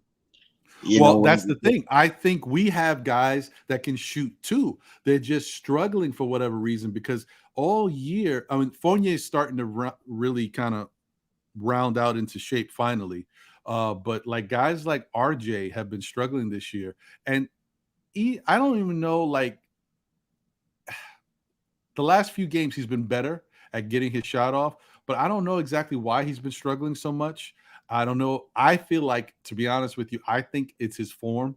I think he's kind of going back to his habit of the way he was shooting a couple years prior that was worked on, and he figured out a better form, a better angle, and his shooting has gotten better. And I think sometimes, that's the thing. Changing your form and doing something different like that is repetition. You got to continue to work at it and keep doing it at the same level in order to maintain that. And sometimes over time, you start to lose your way. It happens to NBA players all the time who they, for whatever reason, their shot trajectory is not good. It just happens. But I think RJ has to get back to that. If RJ can just kind of get back to knocking down, 34, 35% of his shots from outside. I'm not saying that's what you want. He can do better than that, but if he can just get back to that clip, and then raise it up slowly as he gets more comfortable with Fournier hitting his shots and Randle getting good open opportunities, the Knicks can be fine. Fox could do that for them. That's the one thing. That's why I think Fox is so dynamic, that even though he can't shoot that well, he can do that for them. And, who knows, maybe working with the Knicks team who has better talent than Sacramento, maybe Fox's game will start to unlock and he'll be even better. I mean, look, I gotta go with SB Sports Talk, and because he's a guy from Chicago and he knows Tibbs. I'm here. Keep talking. Yeah, and he knows Tibbs, and if you're not playing defense, man, I don't know how you could get on the floor for Tibbs. I heard somebody mentioned, I think it was G-Man. He mentioned about we're not playing McBride, right? And he should get spot minutes. I totally agree with the spot minutes, right? Fine. But if he's not, I don't think if Tom is not seeing it in practice, right? I don't think he's going to necessarily put him in the game. We say that why we go ahead and we get these guys and we're not developing these guys, but when you're in practice, you are developing at the same time. And if you're not doing the right things in practice, I don't think you're going to be expected to play in the game. So I heard a shout out to CT. The Streets is buzzing. He had a interview with Mark Berman, and he speaks about Obi in practice, and he talks about Obi does a lot of mistakes in practice, right? So and then when Tom puts him in the game, he probably does the same mistake. So with that being said, the point I'm trying to say is if you're not doing it in practice and Tom is not impressed, especially on the defensive end, don't expect to get in the game, right? So, I mean, you got to show what you're made of in practice, I think, in order to get on that floor for Tim and for Tom, and we just need more of that defensive energy, to make this thing work, Ron. We lack some energy on the defensive end too. So, yeah, no, I agree with you. And just want to say real quick, unfortunately, I can't grab the, I don't know, it doesn't pop up for me as of yet for the, oh, I got it. Yeah, see, spoke too soon. Now I got it. Okay, so I've got the link for the controversy show. I'm putting it in the chat right now. So guys, at 2:00, definitely head over to Josh's show, The Controversy, and check out him and Andy. This new engine that they got going on now with the trade breakdown. It's really informative. One, it shows you different scenarios. They're able to plug and play and show you what outcomes are that will actually work. And if you want to mess around with it yourself, they are basically showing you how to use it. It's a very accurate engine, and it's a lot different than other things, and it really gives you a good look at some stuff. So definitely tune into that. I find it's very informative, because that's something that I've always been wanting to mess around with, but just takes a little time to get used to it and know how to understand what's happening. So let me ask you one question before you go there, right? Is G League players different from NBA players? Or are they the same? For the most part, I would say they're different because of usually the level of talent down there is guys that, don't necessarily crack the rotation on NBA rosters. So I don't know why some fans think, say, just because a G League player or a rookie player is balling in the G League that it could translate. I mean, don't get me wrong. We do have one or two players that did translate from G League to the NBA, but it's a small percentage, bro. So Just because we see McBride balling down in Westchester don't mean say he's gonna come up here and do it. Look, we gave him the keys when Kemba was out, bro. Okay, we gave it to him. We put him in certain games, and we see that he wasn't ready yet. He wasn't ready yet, right? So, I mean, yes, he's one of our best defensive perimeter defensive wings, point guard on the team. And yes, I do agree we should play him at some spot minutes. Yes, but to say that we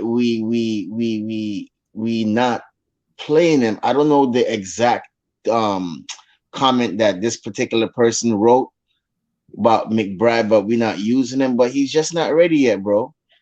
That's just my opinion. McBride's not ready. What you think, Ron? Because I may be wrong. No, I agree with you. I don't get me wrong. Like my two favorite players on this team is RJ and McBride. And it's wild to say McBride because he hasn't really done anything yet, but I just like the kid. And I can't wait until he gets better in the league and actually does a lot of stuff that can help our basketball team. But I think the thing about McBride is going down into the G League and doing what he wants. And I'm not saying every team in the G League is terrible, but there's a lot of bad defense happening in the G League. And one of the things that they do is they give a lot of room to players in the G League. They don't press up on them and really get in their face like, team wide. There's a lot of room to orchestrate. And because of that, a guy like McBride, who doesn't have the quickest first step, is able to go out there and manipulate and do different things. He has room to do whatever he wants out there. Whereas when he's in the NBA with the Knicks, he doesn't get that same room. And then he has to depend on being able to break down the opposing team's, player that's guarding him and get to the rim. And, the knock on McBride is that his first step is kind of slow. And I'm not saying that he can't improve on that. He can continue to work on his dribble. Continue to learn how to break down the defender and get to the rim. But that's something that's going to take time. And remember, it doesn't matter what you've learned in college. You can break down college players. When you get to the NBA, these players are better and it's different. So now you got to learn how to break them down, what they like to do, how they like to stop you and stuff. So that's all the learning curve. And right now for Tibbs, who wants to win and trying to get this team to the next level, he doesn't have time to watch, McBride learn how to do that on the court. Right. That's what it is. That's all it is. Because McBride, I said it earlier. I'm going to say it again. If McBride was our starting point guard, played 30 minutes every night, every game, he's going to go through the ups and downs. But next year, he is going to be balling. That's how I feel. But right now, the Knicks can't afford to do that. We got other stuff we're trying to do, and we're trying to get better. And they can't afford to just throw McBride out there and do that when he's just not ready. They can't take those chances right now.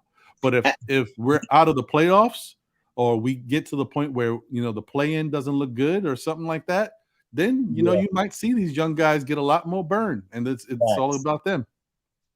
Facts. I believe that. I believe that also too. Yeah, but I will say though, I do like the fact that and guys have pointed to this many times on different shows, on Blorange Tears or what have you. If you go out there and take advantage of your minutes, you'll get the playing time, and it starts to become consistent. Because we were pleading with the organization and Tibbs to start playing Grimes. I'm sorry, Grimes. Yeah, I keep confused Grimes and McBride sometimes. Yeah, we were pleading with him to play Grimes, and look, Grimes plays every game now. He's getting his minutes because he's shown that he can do things out there. And I think it's helping them. It could be worse. We could see a lot more of Fournier in bad defensive spots. And then the Fournier and Kemba package could really be even worse. But with Grimes helps a lot. And I think Fournier owes a lot to Grimes. He's definitely helping him. Right. You know what I mean? Because then Fournier doesn't look as much. He doesn't look like as much as the liability out there because Grimes is filling up for those spots. And then when Fournier comes back in the game, he just goes out there and scores the basket. He does what he got to do. it's a much better scenario. The Knicks just need to continue to work on stuff. And I worried about this, Staffa. I said, you know what? When Kimba comes back, I don't know how the offense is going to play.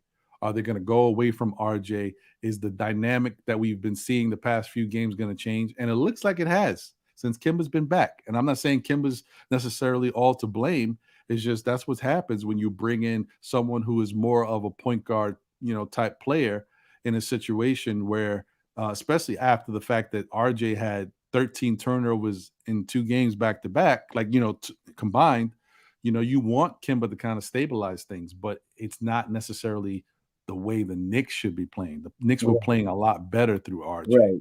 Right. I mean, look, Tom Thibodeau and this front office has a lot of hard decisions to make in the coming up. Today is January the what? The 22nd. All right, we got what? 31 days in January. So basically we got what? Probably like 20 more days, I believe. I think February the 10th is the trading deadline, right? So I believe we got less than a month. Is that correct? No. Yep. Less than a month. No. Yeah, as far as days, yes, definitely. Right. So we got about 3 weeks, I believe. Right? About 3 weeks. That sounds about right. So let's see what happens. Let's see what happens, man. All we could do is be patient, as John said earlier. Let's see what happens at the trade deadline, if it's going to be try to get to the play-in or at least to the playoffs, or we see if Rose just stand put and see what this team can bring and make some season signings in the off season and probably bring in some new people and let's go from there. But for right now, let's stand behind the team right now and see if we could rally, because we got a gauntlet schedule coming up starting Sunday with the Clippers, and then we got Cleveland and so on and so on. So let's just go Knicks, man. It's, as I said earlier, it's an ebb and flow season. It's go up, it go down. We win 3, we lost 3. We on the highs, we on the lows. We think we about to go somewhere, then we about to jump off the ledge. It's like, I mean, you don't know what to think with this team sometimes, bro. So I just gotta be patient, my G. That's all I gotta do. Yo, it's tough being a Knicks fan, man. It's tough being a Knicks fan. It's rough. It's rough. Yeah, we got to continue to support our team, man. Listen, through everything that's going on, just understand that the bottom line is we just want our team to win games. We want to be successful. We want to get to the promised land one day. But, sometimes you got to take a downturn in order to go back up. It is what it is. Right now we're in the middle. We're just at that 500 line right below, just trying to figure it out, man. But hopefully when Cam gets in here, he gives us a little bit of an energy boost. He's not the savior, guys, just a little bit of a boost. And maybe we start playing a little better. Maybe him and RJ can play well off of each other. And, give the Knicks a little bit more energy that they haven't had, especially the fact now that, Obi's kind of been struggling. So that energy that he normally gives us, we haven't been getting a lot of it because he just hasn't been playing that well.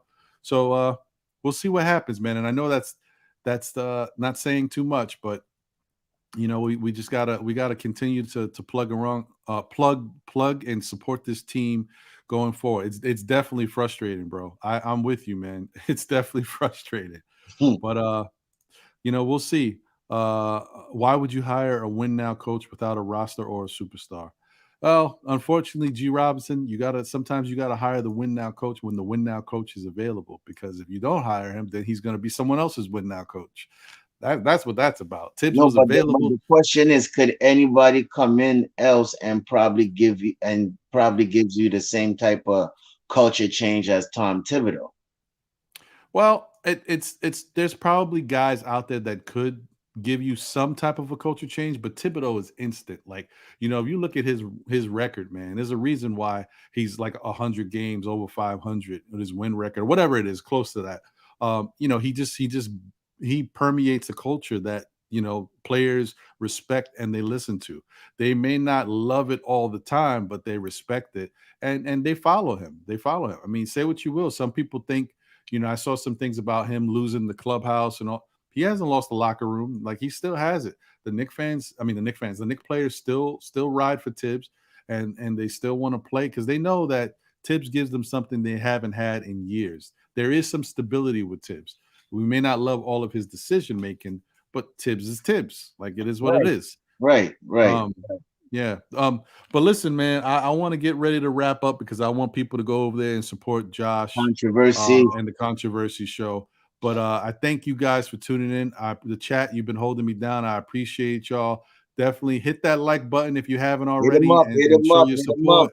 Appreciate you. Staffer, once again, anything you want to say? Any final words? Shout out to MLK, man. I didn't get to say happy birthday to him. You know what I mean? Shout out to all the civil rights leaders. You know, we have come a long way from since then. Because you see, even on Big Freezy's platforms, you have all kind of ethnicity on the platforms. You have myself from the islands. You have I think Kent Guerrier, he's Haitian on For a Lover podcast. For a Love of the Game. You know, so it's just different people on different platforms that could come together, Black, white, Spanish. So it's all a good thing, you know what I mean? So shout out to MLK for that. Tune in tomorrow, 4 o'clock on the NBA 1-on-1 with me and Soulfinger. We're gonna go over the Western Conference.